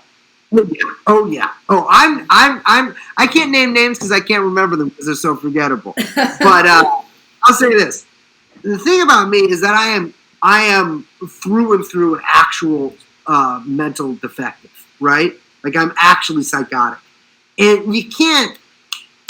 You need it. You need the meat. You can't just have. There's no Beyond Burger version, baby. A small dicked Jew who has well, I guess there's speak for yourself. Yeah. Well, I'm just saying that's not only me. But it's oh yeah. But it's like a doorbell. You kidding me? Ding dong. Not much there. It's it's literally a Gipper kind of thing. Somebody said in the chat, and I think we can speak to this. They said, "Why do people think you do blow?" Because people do be thinking that. Me or just people in general? I don't know. People are always saying that, like, "Oh, they were doing lines during this episode." I feel like people say that about every podcast, and I can't speak to other podcasts, but I would love to speak on that for a second because I noticed that, like, when Chapo first came out, and like when podcasts like became like a thing you did, people who get mad at them, but also like people who just listen to them sometimes. I don't know. Like, if you read comments like in any Chapo thing, all the people are like, "Dude, they're so on blow for this episode" or whatever. It's like, dude, no one is doing blow and doing a podcast. Like, I think they think it's like some. I don't know. It's like. I can't tell if they think it's just like, oh, these people live in New York, and so like they're hipster partiers, or like, this person's like excited, or like he's talking a lot, so he's on cocaine. But like, dude, if I was gonna do cocaine, I would do it in a cool setting, like in a private plane, or possibly a private helicopter. But like, no, people. I think people just like saying that because they don't understand that like. Maybe they don't talk to many people, and maybe they think it's like the only way I can talk to a girl like Liz, not like a girl like Liz. I mean like a girl, e.g. Liz, is by getting the gumption up with cocaine. But none of us have ever done. We've been stone sober every time we potted. I think. Well. Yeah. Like weed. Yeah, no, everyone thinks that we're like on drugs or something. I don't understand where that comes from. Yeah, I'm on gabapentin. First of all, you're like famously sober. Yeah. And yes. I mean, famously. I already am like basically incoherent and talking in like crazy circles. Imagine if I was wasted.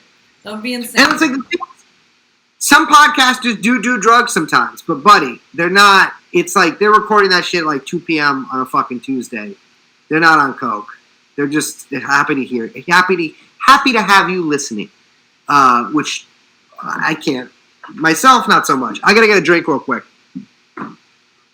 Everyone thinks you're on drugs because drugs are cool and you guys are cool. Hey, guess what? Drugs not that cool. Actually. See, I was gonna say people think podcasters are cool, but they're wrong. No, we are actually cool. That's true. It's drugs that are really. I say we're cool. It's just like, I don't know. I just feel like it's kind of dated. Like pills, especially, I think is like really dated. It feels very like 2000 and late to be like doing a bunch of Xanax or something. Good one.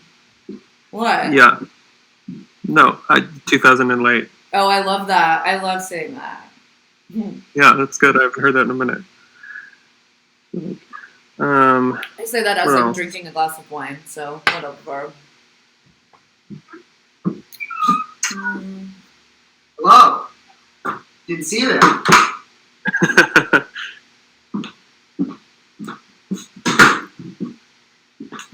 A lot of people kept asking about our. What's up? I'm an Aquarius. I don't know all those other things that Liz knows. What? I don't know. I saw people were asking like, what are our signs? I said I'm an Aquarius. I don't know the other stuff. You're an Aquarius? Oh, but we don't know your. Yeah. I did know that, but we don't know your other stuff, which is more important. Well, I know I was born at 7:30 a.m. I don't know what that means. Well, I can plug it in for you. Okay. We'll I am a Taurus Sun, Libra rising. So I'm all Venus.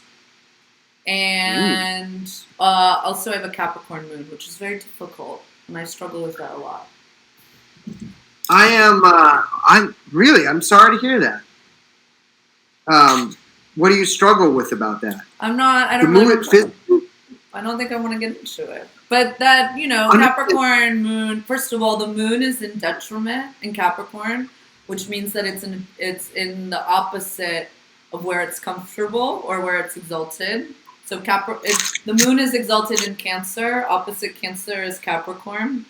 So it's like, it's in detriment. It's not in a good place in Capricorn. And the moon rules like kind of like your emotions and your like kind of inner like emotional world, basically. And That's so for it to be a Capricorn, what? Is that what they call it, the blue moon? No. But worth a shot. But so when it's in Capricorn, but Capricorn is also an earth sign, so it's very like rigid. So I have a tendency to be very closed off and not in touch with a lot of my own stuff that's going on, which is very complicated. I'm a Libra. I know you are. Is that good or bad? I am a Libra rising. Maybe that's where we get on, They put my birthday on my Wikipedia. I hate that you have a Wikipedia. I don't like it either. When my coworkers saw that I had one, they made fun of me so fucking much. It's pretty good. It makes you sound cool. Someone asked me my Venus sign. My Venus sign is Aries. How many signs do you get?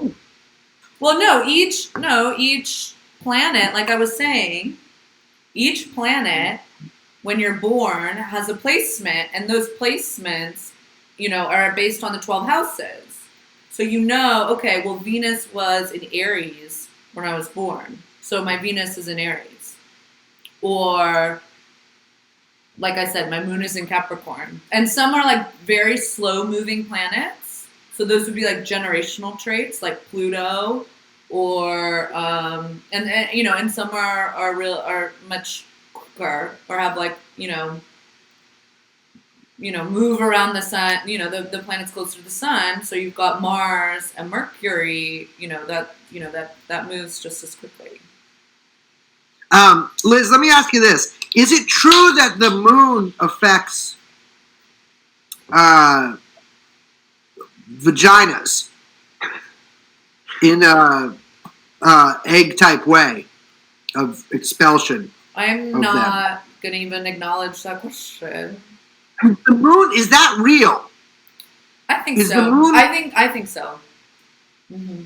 So it seems real to me. It's called a moon unit, moon cycle.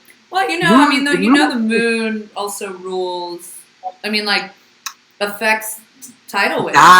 Mm-hmm. Yes, that's just gravity, though, right? I assume. I don't know. Someone said I'm streaming cringe, and I just want to say, no, I'm not. No. Well, another thing is, a lot of people are asking to see my guns. Apparently, I've been informed that is, it is forbidden on Twitch. Real guns, not synthol ones, buddy. Synthol. All synthol. He does synthol, right? I play synthol. Wait, synthol is the you inject, which I'm liking it so far. You inject your muscle with. But that's where the Russian dudes come from with the big balloon arms. It's a sight enhancement oil. Ooh. Ew! What? Yeah. What does that mean?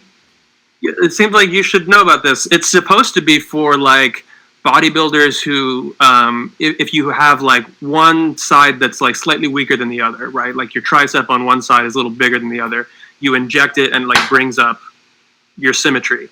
But then dudes will and you're not supposed to use like massive amounts of it because it's actually will fucking kill you. You get like sepsis. But dudes will do that and they'll give themselves. It's not supposed to like be your muscle.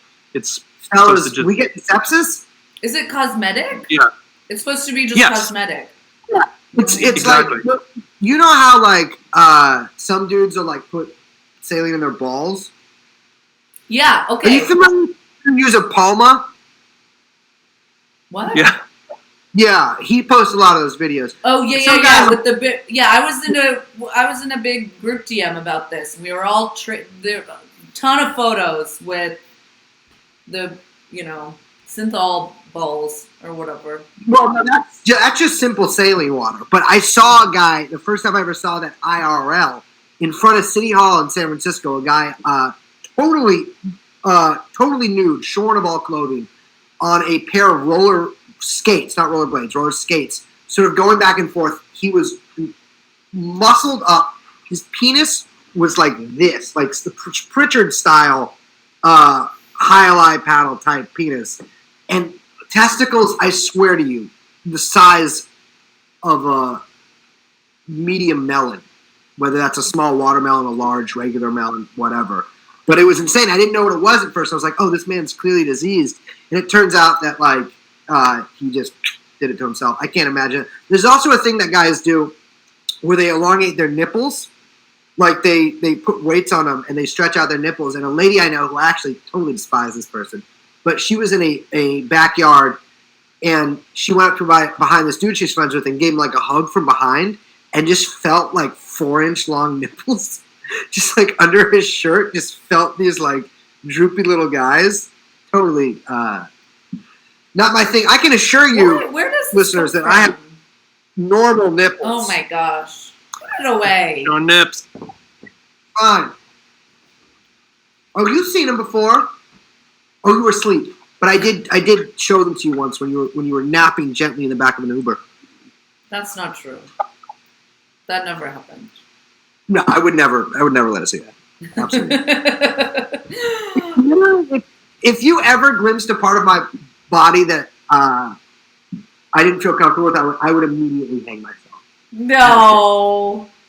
Because I know the way you think. Me? And you'd be like... How do I think?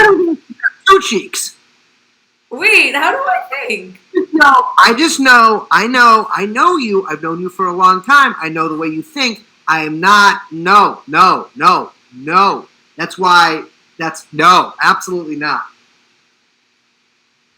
I will never let either of you glimpse my ass or balls. Ew! Oh no. Look at that, you grossed out already. Oh man. I hope. Young Chauncey, you have nudes floating around out there? Do I what? Do you have nudes of you floating around out there? I don't think so. I mean, not full. I mean, I posted almost nude videos of me doing just of my workout videos, but no. Yeah, no. But there's no like. No, I haven't posted hog. So I was kind of thinking we could do this. I mean, we could do this after. We could talk about this. We could talk about it right now, which I would prefer to be a little open and transparent with our fans.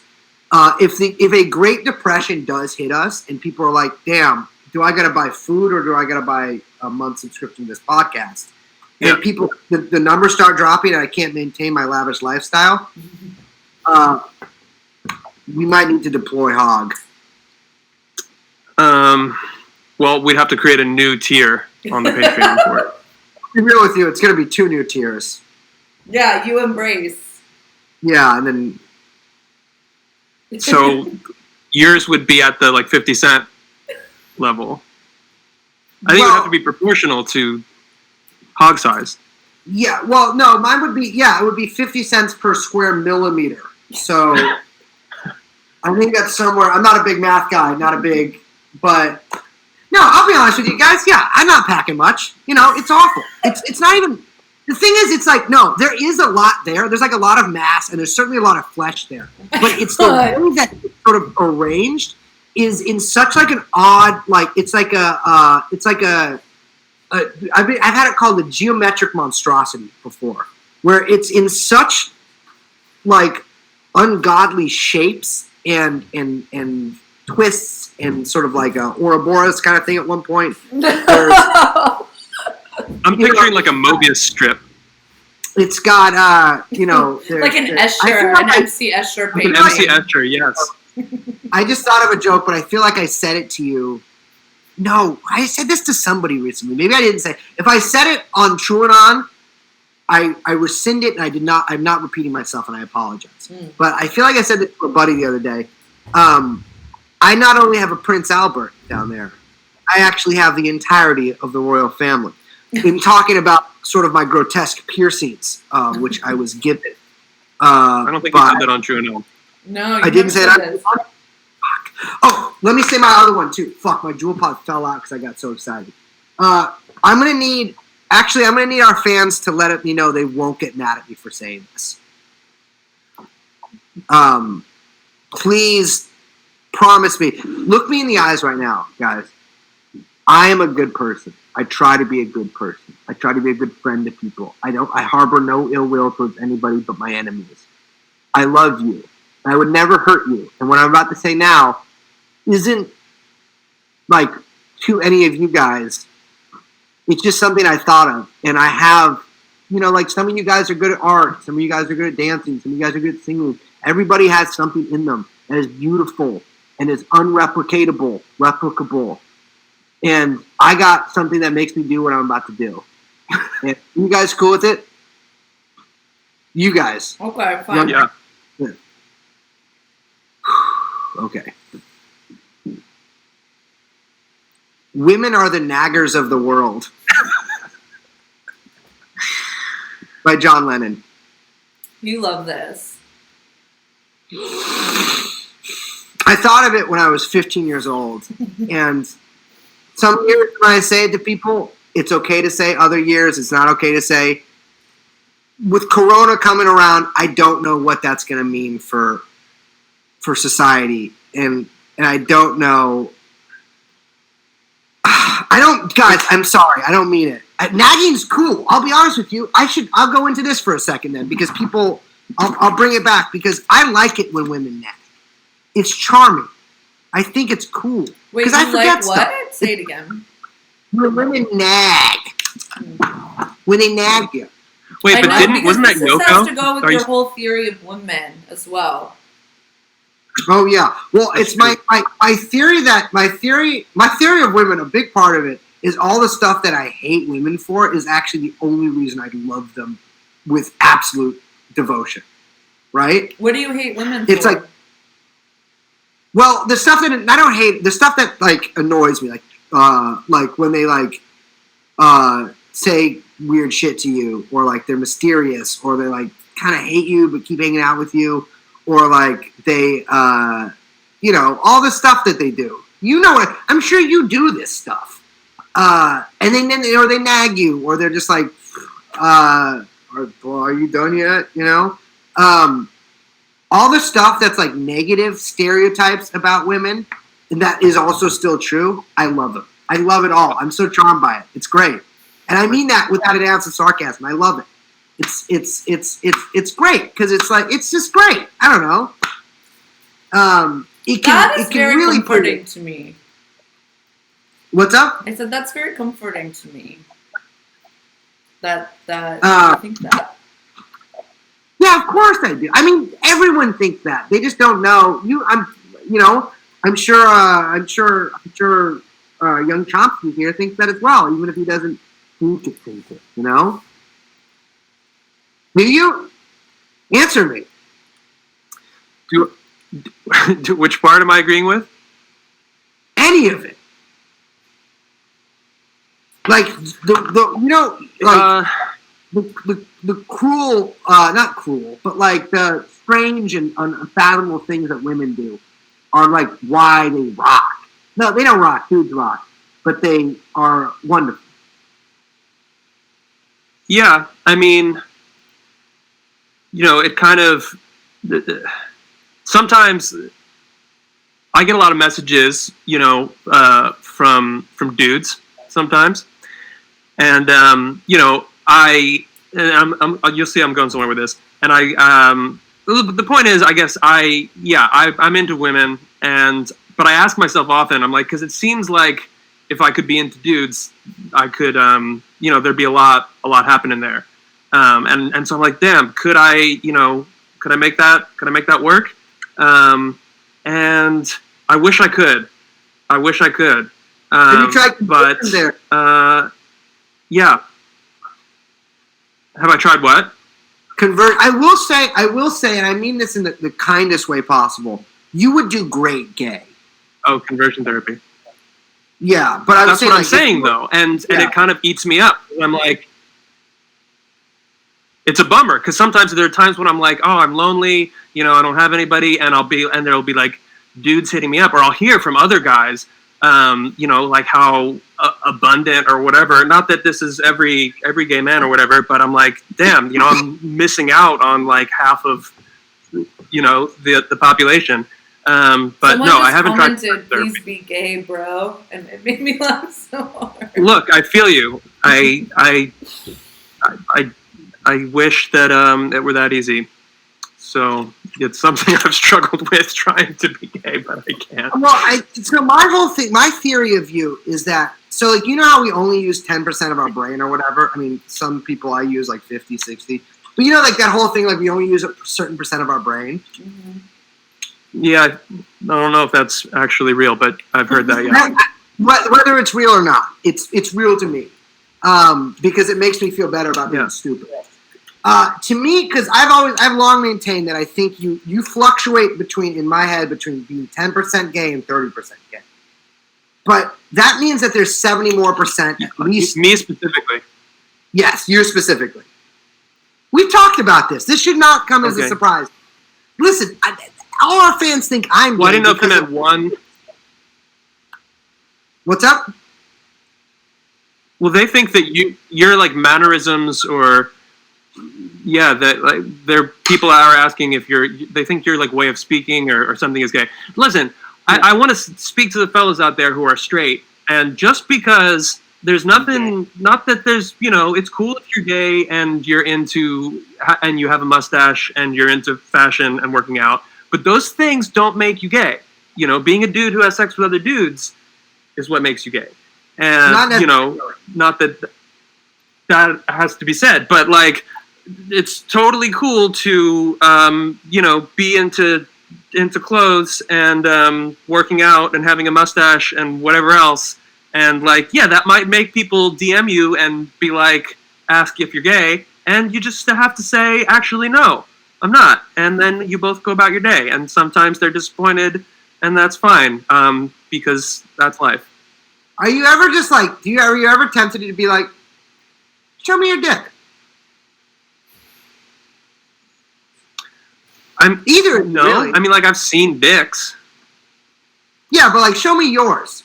Is Liz? Are you there? No, I'm speaking to somebody who's DM'd you. I feel like if somebody, I don't get, people tend to be, not, I think gay dudes don't generally like want to have sex with me, even if they think I'm gay. But if that did happen, if our podcast grows to be 3 or 4 times the size of it is now, and we purchased, for instance, smaller podcasts, the Antifada, at that point, Cometown, Red Scare, etc. If we conglomerate these other podcasts under our umbrella, and I can do spin-off shows, I'm sure one of those is a gay host, and I did one with them. I would do it. Why not? You know, I've never really considered that before right now. Wait, what would you do? Have you ever made out with a dude? No. No. I sucked a dick. Wait, what are you saying you would do in that situation? I would do a gay podcast. I feel like I'd be good at a gay podcast. A podcast about being, it's like a bar. I would do a bar. No, hear me out. If this deal goes through and Portnoy buys us and we become a Barstool podcast, I will do a Barstool gay podcast. Absolutely, 100%. Shout it down. I would be great at it. I would just be gay after that. It's fine. I don't care. What do I got to lose? But no, I've never. Liz, have you ever made out with a chick? Mm-hmm. I'm not answering any questions. I don't talk about this stuff. What? No, but I have. Have I ever shown you that video of me at Folsom Street Fair? Not, well, yes, I'm wearing like a leather thing, and I'm squatting down, and there's a guy who's just naked. I'll send it to you guys right after. No, you already, I've seen this before, dude. You put it like on your Instagram stories. I did. Actually, he got me banned from Instagram for the first time when I first posted it. This guy he's got like a weird, like half hard, half not hard dick. I guess I could have just said half hard. And he's just doing a perfect circle of helicopter. And I sat there, and it's like, at that point, I was like, I get it. This is amazing. I don't understand. He's doing this on the street, just like minute after minute after minute. I left and watched some, like, people get whipped, and then I was like, damn, that's fucked up. And I walked back, and I'm like, this guy's still spinning. He's never going to stop spinning. It was fucking crazy. I've never been. But that was crazy. I grew up in San Francisco. I never went to Folsom Street Fair. Oh, it's crazy. Yeah. Can you imagine me going? Absolutely not. Yeah. Let's get some, I don't know what emoji should go for Folsom in the chat. Let's get some hearts going for Folsom Street Fair in the chat. I feel like, so, Liz, so check this out. So as you know, as our trouble showing you guys how to, or doing our Twitch stream might show, we are not big Twitch streamers. And so I've done some research. I've watched other Twitch streams to see what they do. And one thing that they do is they ask for something to get going in the chat. Look at all the hearts. And can you see it? Are they doing art? No, no. Please, they're doing art. What? I was joking. I said so red. I'm like blushing. What do a lot of people dropping their OnlyFans in the chat? Is that true? I'm gonna check this one out. Lily and Rose. No. I've seen a bunch of them go by. I can't even see what this person looks like. Oh, do I know this chick? This chick looks exactly like this punk chick I used to know. Can you not preview people's OnlyFans? No, you can't. What? How much do these cost? No, I'm not doing it. I don't know. I think 30 days, people just $5.20? set it for whatever. Is this so? In OnlyFans, do you get a subscription to OnlyFans, and then you get sub-subscriptions to other people's, or you just every man for himself? All right, this person, the smutty mystic. There's a Chomsky emote. I know this. Coomers and this. Brace, will you do the song? What song? Remember Coomers? Coomers in the Coomers in the mist. Coomers in the. I gotta do close. Coomers in the mist. Coomers in the mist. The jungle drum beats. The jungle drum beats. Coomers in the mist. Whoa! Whoa! Yeah, that was it. So if I did an OnlyFans, do I have to be full nude? Or is it is there a question? I've never looked at one. Me either. You have to buy them. Yeah, could I do an OnlyFans where I just post my outfits? Why not? It's like Patreon, but they let you get a little. I guess they let you get naked. Oh, I guess they let you do that on Patreon too, right? I feel like if you advertise, yes, because I fucking post my outfit of the day. I post that shit on Instagram every day for free. That seems like I'm leaving money on the table. I want to be clear with you on this, and there is no judgment, literally zero zilch whatsoever. If you start posting pictures of yourself on OnlyFans, you will technically be doing gay porn. Which, respect, I have friends that do gay porn currently. So I think it's great. They make pretty bad money. How would it be gay porn? If there's women looking at it and it's just me? How would that make? What would be gay about it? Liz, can you help me out with this? I'm gonna be honest with you. I don't know. Women, again, are a mystery to me. That's why I love them. But I have a feeling that they do not subscribe to men's OnlyFans? I You could be know, wrong. okay, I don't know. I'm not the right girl to ask. Well, but I'd be changing the I think game. it would be mostly men that would be subscribing. That's what people think. That's like my friend. He's like, oh, yeah, he just posts his outfits online for other men. It's like, you don't know who's looking at that shit, first of all. No, women watch. Women love it. Totally. No, they do that. But I'm just saying, like, and like, dude, I don't care if you do it. Honestly, I would love for you to do it. And I think you should literally just do it. Fuck the clothes. Although I know you like the clothes, but you should just do naked workouts on OnlyFans. And we can, dude, if we did, like, we could become a fucking Did you say empire. naked workouts? Yeah.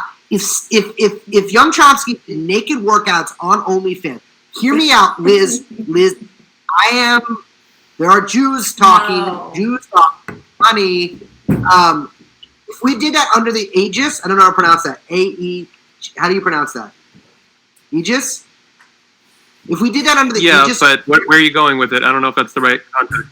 If we did that under the umbrella of TrueAnon, if we did you doing nude workouts on OnlyFans under the umbrella of TrueAnon, and had that as an arm of the empire, then the sky's the limit. I mean, we could really do anything.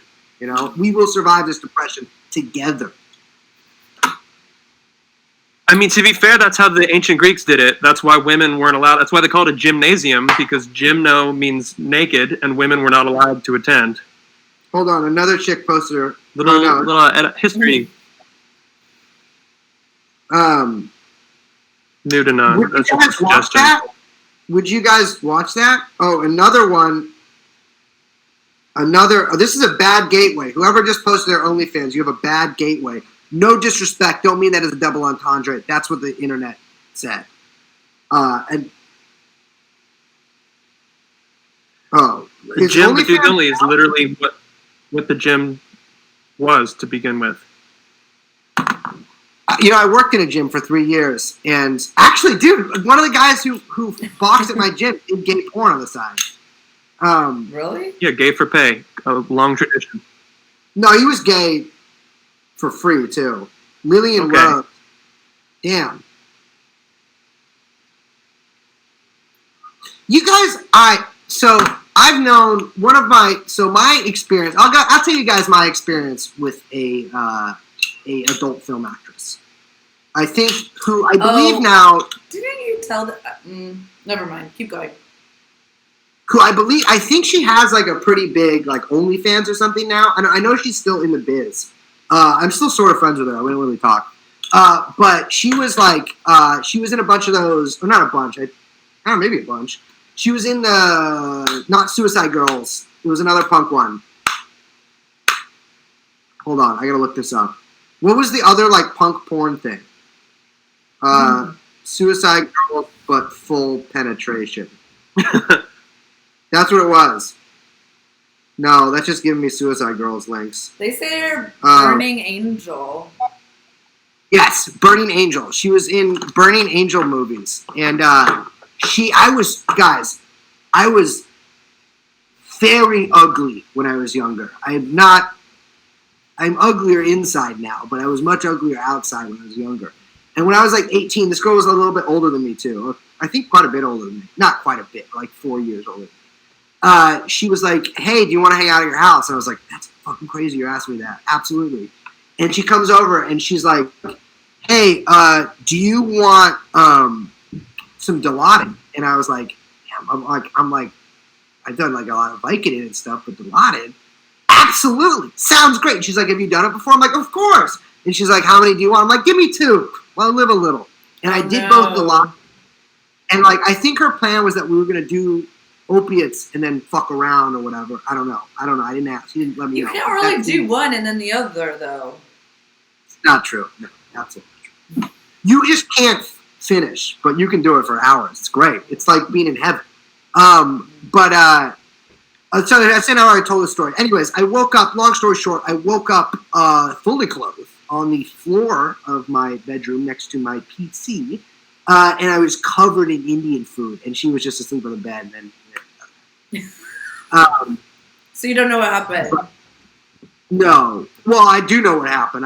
I know that I nodded out, and then apparently she ordered Indian food, or we went and got it. Maybe I was just blacked out. Yeah. And then I decided to eat it on the floor and did not do well and fell asleep.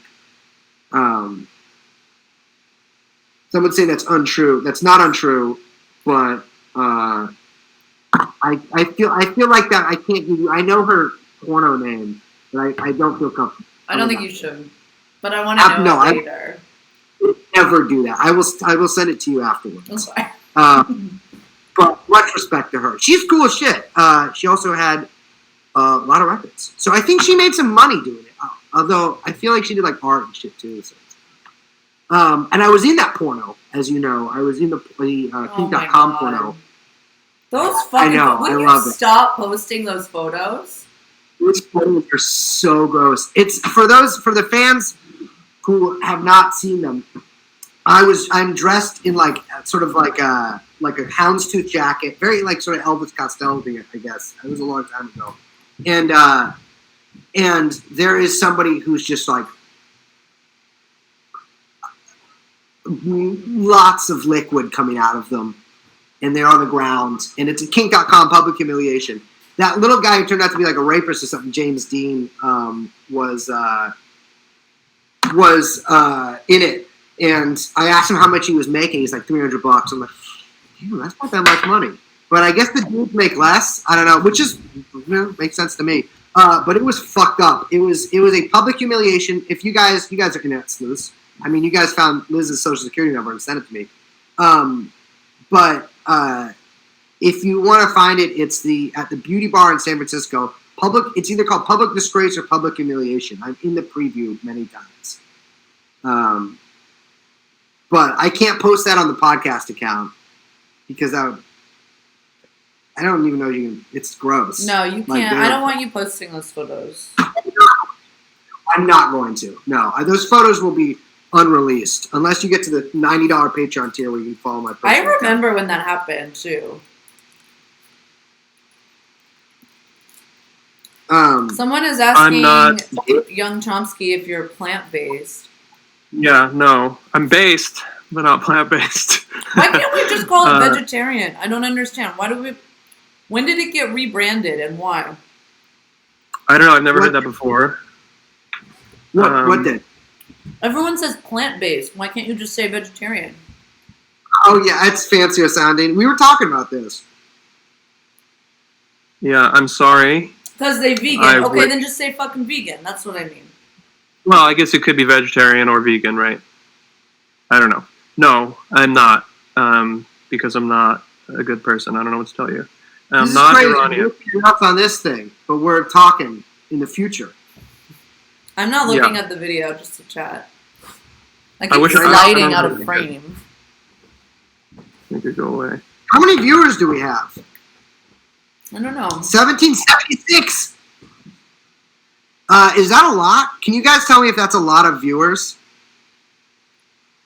Because I want to. They're saying yes, but like, yeah, most people have like you do it to nobody. We're gonna try to do these often. We probably lost a lot of viewers when I fucked everything up earlier. Yeah, but they appreciate your grace under pressure. Yeah, but if we do these more often, yeah, we got some big plans for you folks. A lot of exciting irons in the fire. Yeah, no one's asking me any guests. I would. Yeah, ask Liz some questions. I'd love to hear Liz's sonorous tenor. There might be some synths.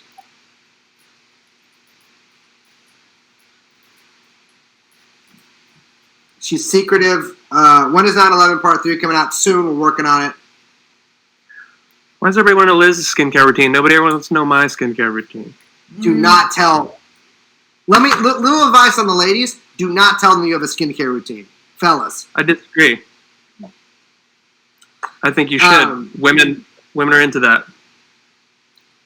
Why is someone asking me what my parents do? I'm not telling you anything about my parents do.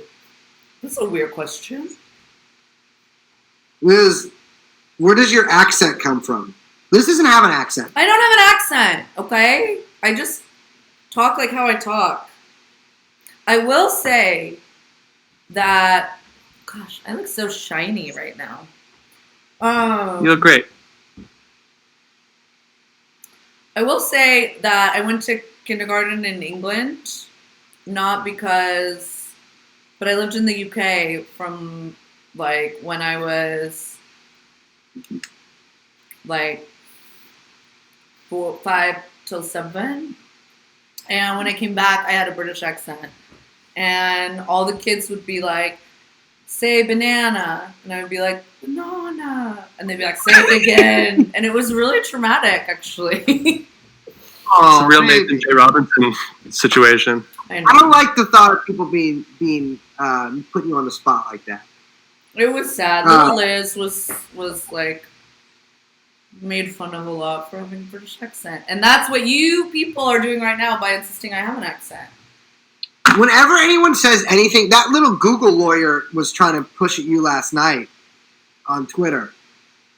I mean, and he made any guy with that General Sherman avatar instant. No disrespect to Sherman, but you're not Sherman. If you do that, I know you're a pencil neck. Yeah. But that guy, I got his full docs immediately. Then he blocked me before I could deploy it. Wait, really?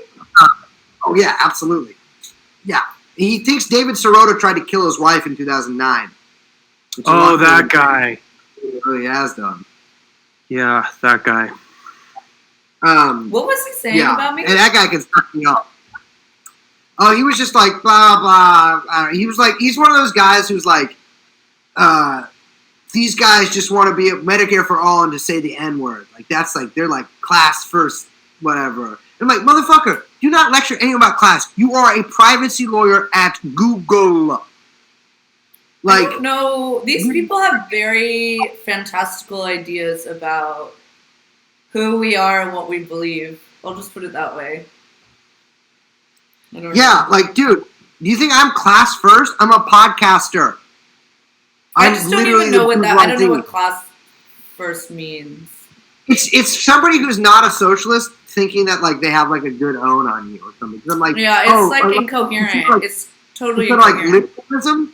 That's like the no class involved whatsoever. I mean, there is class involved. It's just not yours. Yeah. Liz, someone said your hair looks so good. Oh, thank you. Yeah, I just thought you'd want to know. We do need it. Is there a way to make sound? Is there what? Is there, guys? So let me ask you. Let me flip the script to streaming fans. When I've seen other people's streams, they can like say stuff like people. I don't know what a bit is, but also like how do they make it so like you can make a noise? Is that a thing? Yeah, I'm gonna look into this after. I looked into this not at all before this because I don't know. Yeah, we don't know what we're doing. We're just figuring it out as we go along. But that's why you guys like us. I'll figure it out. People keep asking about Daniel Keller, Liz. Oh, I'm recording on his podcast next week. Oh, really? I love DK. Yeah, new models. I think we're going to talk a lot about money because he's a big, money guy. I just know the same psycho art guy got mad at both of us. Oh, that's right. Yes. I think he also maybe went to school with one of my best friends. I have to ask him though. Daniel or the art guy? Daniel. I guess he's an art guy too. Yeah. What would you guys want to see on like future streams? Actually, these are all going to be bad ideas. Forget I asked. Sorry, no disrespect. Someone asked me if I work at Apple. I don't work at Apple. I've never worked at Apple. People were asking about synths. I will probably do some synth stuff. I might do some synth tutorials. I might do some synth jams. We'll see. Someone asked me if I'm pregnant. That's great. Thank you, you fucking asshole. Maybe they just seem like you're glowing like a pregnant person. Don't ever ask someone that. Yeah, I was always taught that you should immediately ask women if they're pregnant to ascertain whether or not they are physically vulnerable if you have to get them out of the way of a moving car or some sort of attacker. Because if you're a guy who's like me, who's 100% protect women 100% of the time, you'll absolutely immediately have to figure out if she's pregnant or not. Because then you have to care for not only one life, but two. Mm-hmm. But you're not pregnant? No. I would. I mean, I don't know. Everyone keeps asking about the Ghislaine news. But I feel like we kind of talked about that the last stream. But it's like not that much news. It's just like the whole thing is that she's countersuing the estate, or not countersuing, but she's suing the estate, right? Because she feels like she was owed money that they're not paying her. Yeah, well, no, it's also just like it's for the same reason Jean-Luc Brunel sued Epstein in 2015. It's like for dragging her all into this mess, basically. But she's trying to get money to pay for her legal stuff, right? And that there's a cache of money here. That does show that like perhaps she doesn't have as big a benefactor. She's not as liquid as we thought she was. Exactly, but I don't think it's gonna work. She's also just been like banging out suits and like answering suits and doing whatever a court is, maybe, I don't know, not a lawyer anymore, disbarred. And she's been doing this like, just because you see Ghislaine's news relating to a lawsuit or whatever in the news doesn't mean that she's like actually out there like in court filing something. She's doing this like her lawyers like sending stuff off. Exactly, and they're saying they don't know where she is. Like her lawyers are maintaining they have no idea where she is. They get their, messages mysteriously or whatever, so they can't like hand her off to the authorities. Like me. I feel like, do you think she's gonna get corona? That would be weird. Do you think we would ever hear about it if she did get it? Apparently there's something called the fox dye virus. But corona, no. I don't think we would. I don't think. No. I think she'll be okay. She's in Wuhan as we speak. Because what's the best disguise? Putting on a full hazmat suit. No one can see. That is a good disguise. That's not a bad idea. Yeah. I think she's still just in the UK. That would be wild, though, because the situation in the UK is pretty bad. What if the royal family gets it? Yeah, I bet they're under super heavy quarantine. But it's funny because that one fucking guy, Dominic what? It's the British guy. He's an advisor to Boris. Dominic. Dominic. I can't remember, but I know who you're talking about. Dominic, I'm cutting. Dominic, get me out of this. Cummings. Dominic. Coming. Oh. Dominic Cummings was just like, there's that sort of paraphrase quote about a cabinet or a meeting he gave where he was just like, yeah, we're just gonna let it rip, develop herd immunity, and some people are gonna die. And that quote has not been faring well. But the thing about Britain is that the British press are the most. It's a level of cuckoldry that a guy like me, whose life revolves around his cuckold fetish, can only dream of. I'm just kidding. But no, the British press are some of the most sycophantic, pathetic group of worms and wimps in human history. And they refuse, absolutely. I mean, they a glimpse from Boris and a little bit of a light smile to one of them will make their year. They're not, no. As long as Jeremy Corbyn didn't shake hand with a guy who once intimated that there was a lot of bankers based in Israel, they don't give a fuck. Yeah. Brace, you should accept anyone who finds your secret Twitter. No, dude, it's so easy to find. Yeah. No, I'm not going to accept it. You know how many thousands of friend requests I have? Sometimes I go in and just like say yes to some. Sometimes I like random ones. Sometimes I just delete a bunch. But absolutely not. No. Why would you can't see my Instagram? You can't be friends with me on Facebook. You can't add me on Twitter. I'm sorry. I got Facebook. Yeah. Wow. What do you think? It's all like 60. No one's getting into my Instagram. Yeah, respect boundaries. Want to talk about Palantir? We talk about Palantir in our next episode. Yeah, fuck Palantir. Yeah.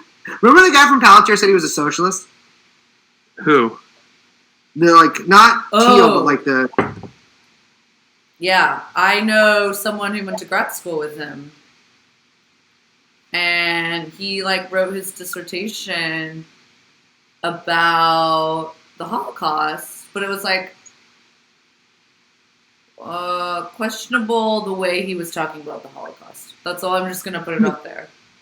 He's just like the aerial photos show that this what they were doing. Was, I don't know what he did his PhD in, but I think it was his dissertation, or maybe it was just a thesis and it was his master's. But yeah, someone was telling me about it, and they were like, "Oh yeah, it's super weird. His thesis was questionable." I think it was at Yale, but I'm not sure. But yeah, he came out and he was like, "I'm a socialist, but I work for Palantir." I don't know what he meant by that or anything. All these guys. Someone earlier in the chat was like, "Man, San Francisco sounds awful." It's awful. Oh, it's horrible. It's not good. And I don't even live there. Yeah, I've lived here only. I've only ever lived here, and it has. I mean, God, dude, it sucks so much. It's awful. I mean, it's I still think it's a beautiful city, but it's not great. I don't love it. I'd love it, but I don't like living here.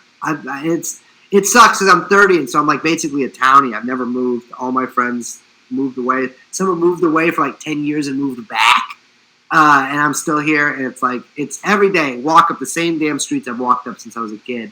And they just get worse and worse and worse and worse. And then now what's going on? It's almost like the inexorable sort of end of what it is, because now I'm walking up and down these same fucking streets, but there's nobody on it. It's just totally abandoned because there's a global pandemic. Yeah. Remember that? No, I forgot for a minute actually, which was actually nice. It was nice to forget. I can't okay. I've had a glass of wine, so. I can't believe that we're living through a fucking pandemic. That's crazy. Yeah. It's fucking crazy. Do you ever just stop and you're okay, this is I don't know if this happens to you guys, but this happens to me.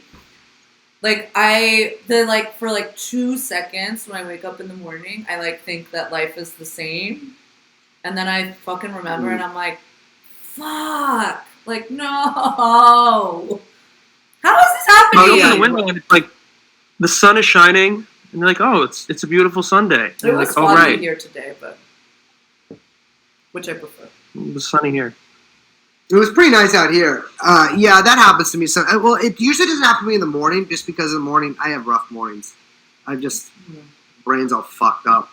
But it'll happen to me throughout the day, where I'll be on the phone with a friend, or even if we're talking about the pandemic. I was talking to my sponsee about it earlier today, and I was just like, oh fuck. I got on the phone. I was like, oh, I can't I don't know. Or I'm watching TV. Watching TV, I don't do that much, but I've been doing it more since this whole thing came out, and it'll fuck me up for a little bit, but. I think my attitude of just total fascination of the current COVID scene has really been the only thing that's keeping me from going insane. It's just weird to be fuck, we're living through, I don't know, yeah. I mean, whatever, we've talked about this so much in the podcast. but I just mean like it's just weird to be in like it really feels, even though it's like, okay, maybe this is what's fucking me up.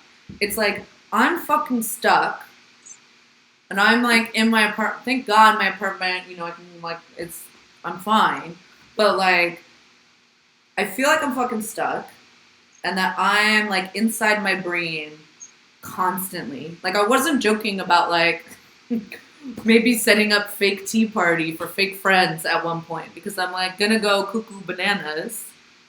But it's like I'm fucking stuck and static, but like the world is in motion and history is in motion like faster than ever before, it feels like. So it's like this weird like, and I've figured out that the key is to figure out how to surf the wave, which that's what phase 2 is about, right? Figuring out how to surf the wave of all this movement, which requires you to stay actually very still, right? But it's like fucking tripping me out. I think that's like what, it's like that, like the disparity between these two feelings is like, maybe that's where the anxiety is coming from. I don't know. It's like I haven't yet reconciled, and it's going to take some time, like how to be still in all of this motion. Yeah.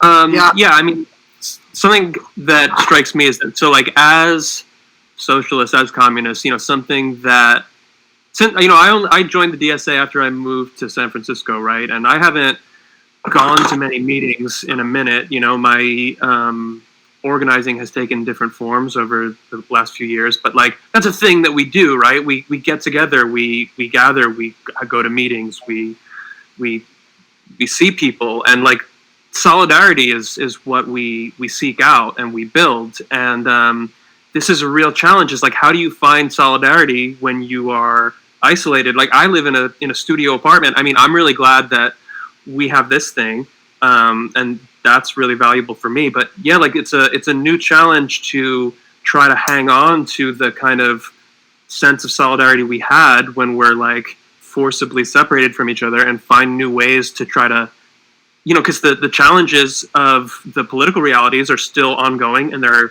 heightening. You know, so many people's material conditions are now thrown into question even more so than before, and we need solidarity more than ever. And so it's not just like politically challenging, but it's emotionally challenging, because I got so much of a sense of, you know, emotional well-being and community from those kinds of meetings and gatherings and get together. It was like recharging. As much as I like to come back and be alone and kind of be an introvert, it's really hard to not have that, not be able to go to the bar or whatever and like see all your friends who you know are kind of pulling in the same direction as you. So I think we're all still figuring that out, and that, you know, whether it's FaceTime or your group chat or fucking playing Call of Duty with the boys, I mean, I think all those things help, and none of them are one-to-one replacements, but I don't know, we're taking what we can get. I love it. I love this. I knew you were going to say that. I love it. I love walking around concealed carrying on the street with nobody on it. You know, I Wait, can't is go that out. legal? Who's gonna stop me? No, I'm just curious because I don't is, understand. I know that California gun laws are really strict, right? Yeah, no, it's not like legal, like per se. Technically speaking, it's not legal. The laws of like law, it's not legal. But it's like HPV. It's like, you know, my thing is like, I don't think guys can have HPV because if you can't test for it, it can't exist. And so my whole thing with literally not carrying. That's not true. That's not how it works. Okay. Well, that's like the whole thing. So like, okay, fine. I'm not like an HPV atheist. I'm an HPV agnostic. Like, I'm willing to be like, okay, maybe it exists, but like, I would like some proof. If HPV exists, come down here right now and strike me down. I'm waiting. Nothing. Okay. You just got kicked from the it's like stream. Just or it's just erupted all over me. No, don't joke about that, because earlier when I was having a panic attack, because I convinced myself I had corona. HPV? No. No, I don't have that. I mean, Everyone has that. I don't. Okay, good. No, when I was having a panic attack earlier, I was like, oh my God, what if I die on Twitch? I started thinking about that. No, you have corona, but we're and I was going to go into cytokine storm failure live streaming, and it was going to be like a fucking Black Mirror episode. And so then I'm going back through my head. Baby. If one of us gets HPV, not HPV, I wasn't even doing that to be funny. If one of us gets corona, we have to do a mega stream as we die. No, that wasn't the point of my story. Oh. I was trying to talk about my anxiety, you jerk. Oh, yeah. One of my fears, I have a lot of, just passing kind of bleak thoughts about death, or especially when I'm at work and I'm just don't want to be there. And I think about well, what if the big one hits, an earthquake? I just think how much I don't want to die at work. And that is just this pervasive thought, that's the bleakest possible thing to me, just dying at work in a place that I don't want to be, doing a thing that I don't want to do. Now I'm thinking well, if I'm at home, if I'm working from home and I die of corona in my apartment, does that count? Is that worse or not as bad if I'm just completely alone, but at least I'm not in a fucking office? I don't know if that's actually worse. So I'm going to have to keep, I actually don't want to keep thinking about that, but yeah. That's how it would be. Yeah, I definitely was oh my God, no one's gonna find me because I live alone. Yep. Yeah, when I worked at the factory, there was a big explosion one time because a bunch of our shit blew up. It was right next to our boiler room, and I was just I remember that. This is it. I'm gonna die. And I'm at least I'll die looking. It's a great uniform we got on. I feel I'm all sweaty from working all day.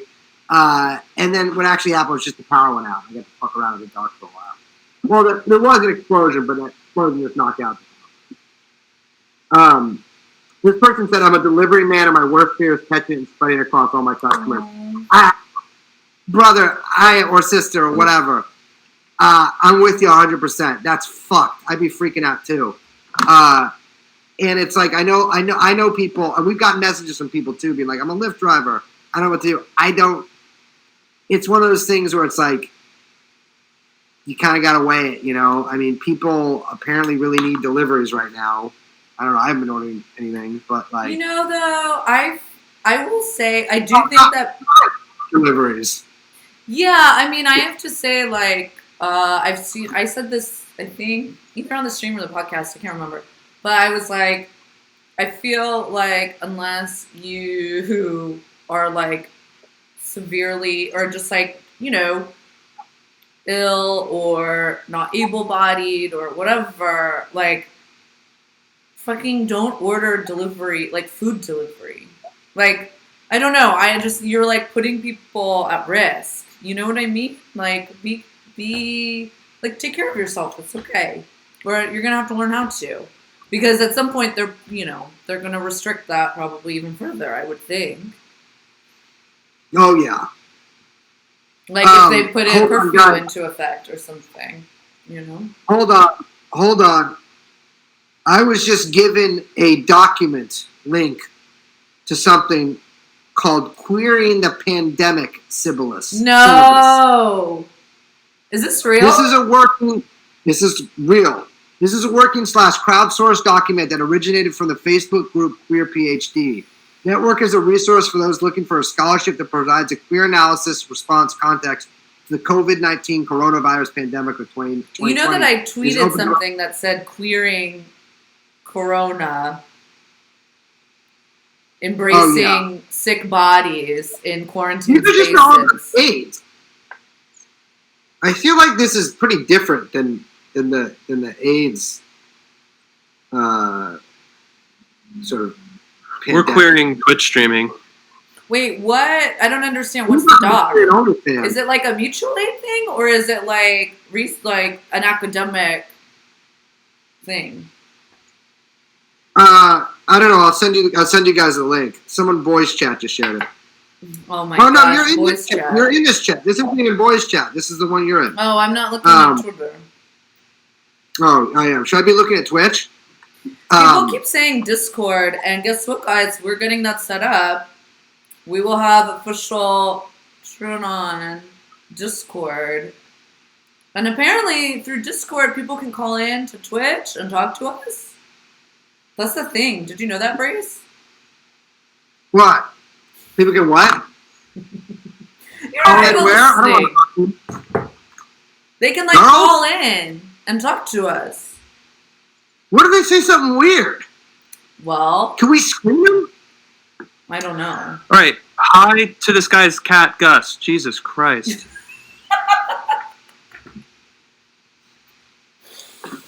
Sorry. Dude's posting. Coronavirus? Cat.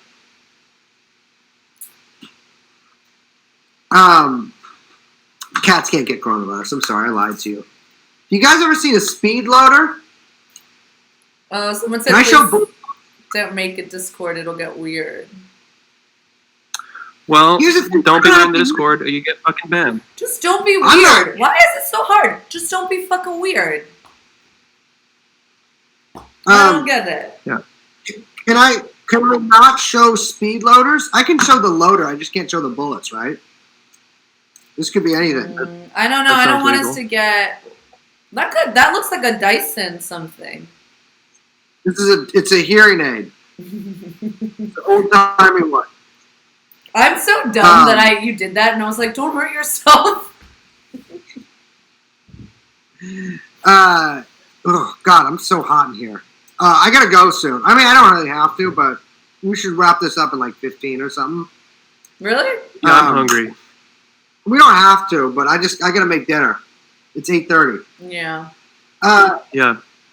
We're gonna be doing these often though, and more other shit too. Speed loader works. You put it. I can't show you the gun.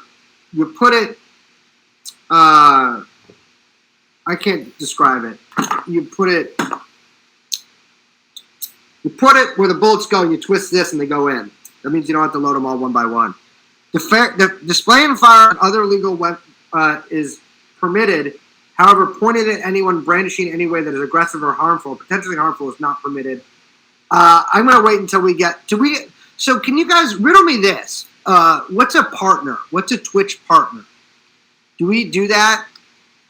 It's a non-gendered term. Do we do that? I can't tell.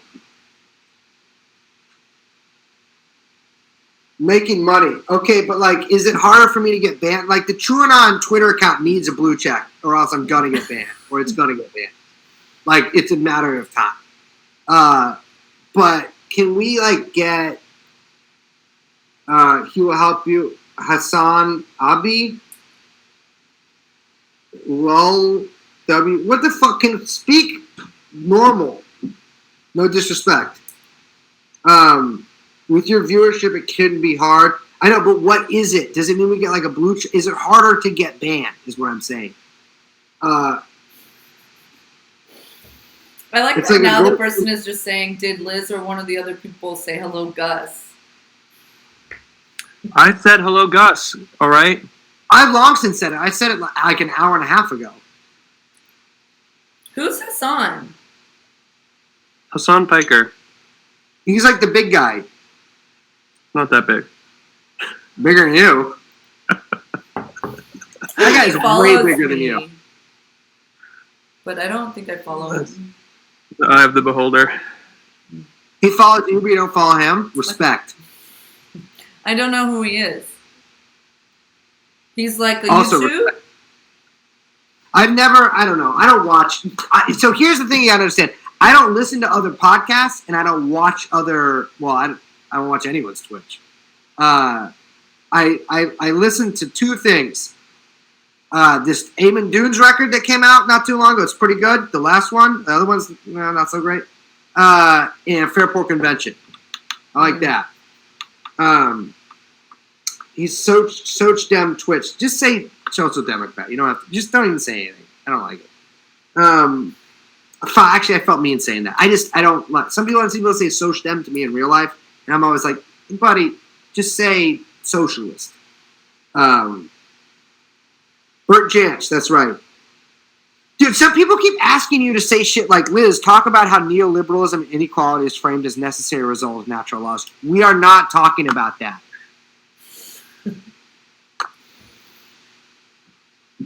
I mean, Liz, you can, by any means. No. I'm not saying, people just keep asking, talk about this. What do you want me to say, dude? That's not a question. You can't just be like, talk. That's a command. You're commanding me to do something, and I rebel against It's very that. leading.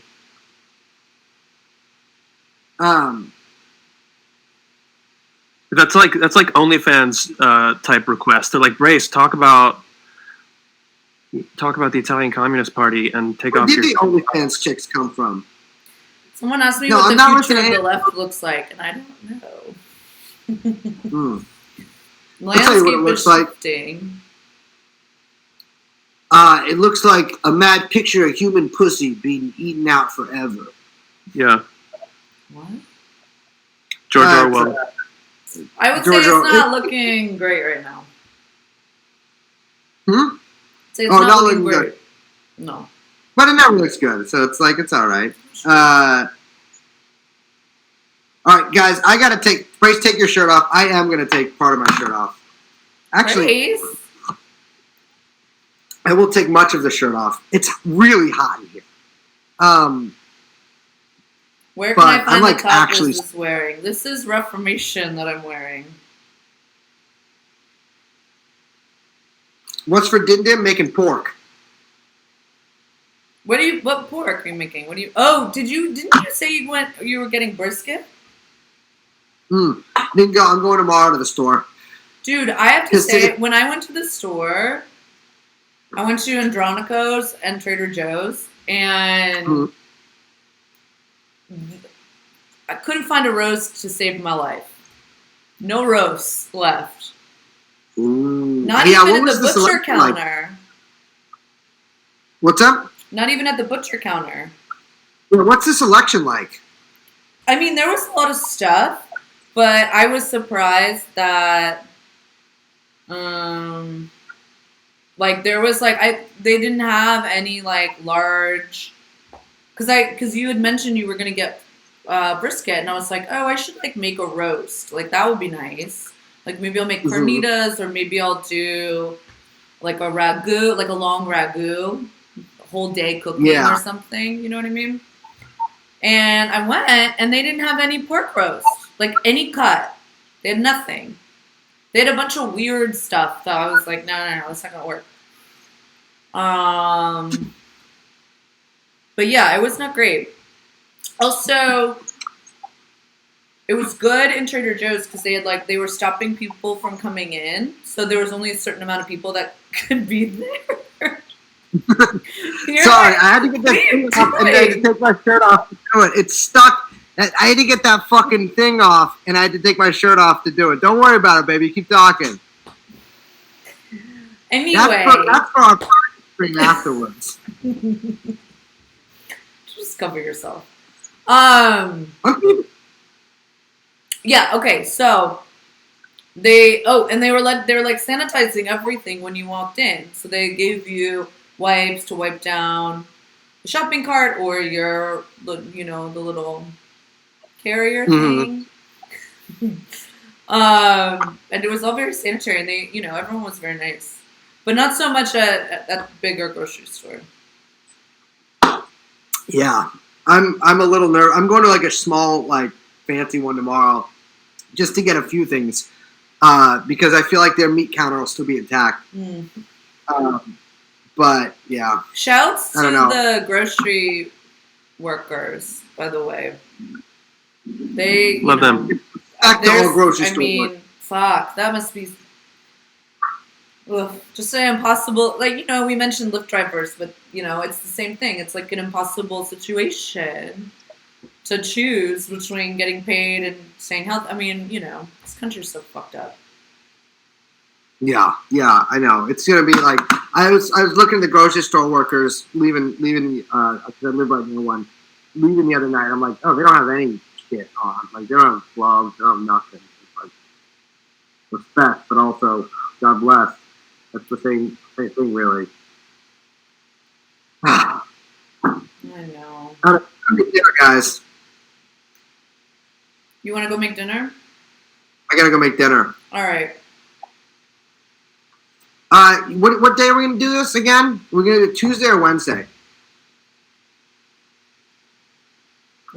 Wednesday or We're recording Thursday. Wednesday. We were doing it Wednesday or Thursday. Let's figure it out later. We're gonna do this again this week, though. And it's about at us on Twitter. Don't DM us, but at us and let us know, questions or whatever. Yeah, but don't also stop DMing me what like gun you should buy and shit like that. Anything you figure out yourself. Yeah. Same. DM it to Young Chomsky. All right, guys. Let's sign off. Oh, well, we'll be back real soon. Oh, do I say my name? Are we doing that whole thing? Oh, okay. I'm Liz. Oh. I don't know. I'm Grace. And I'm Young Chomsky.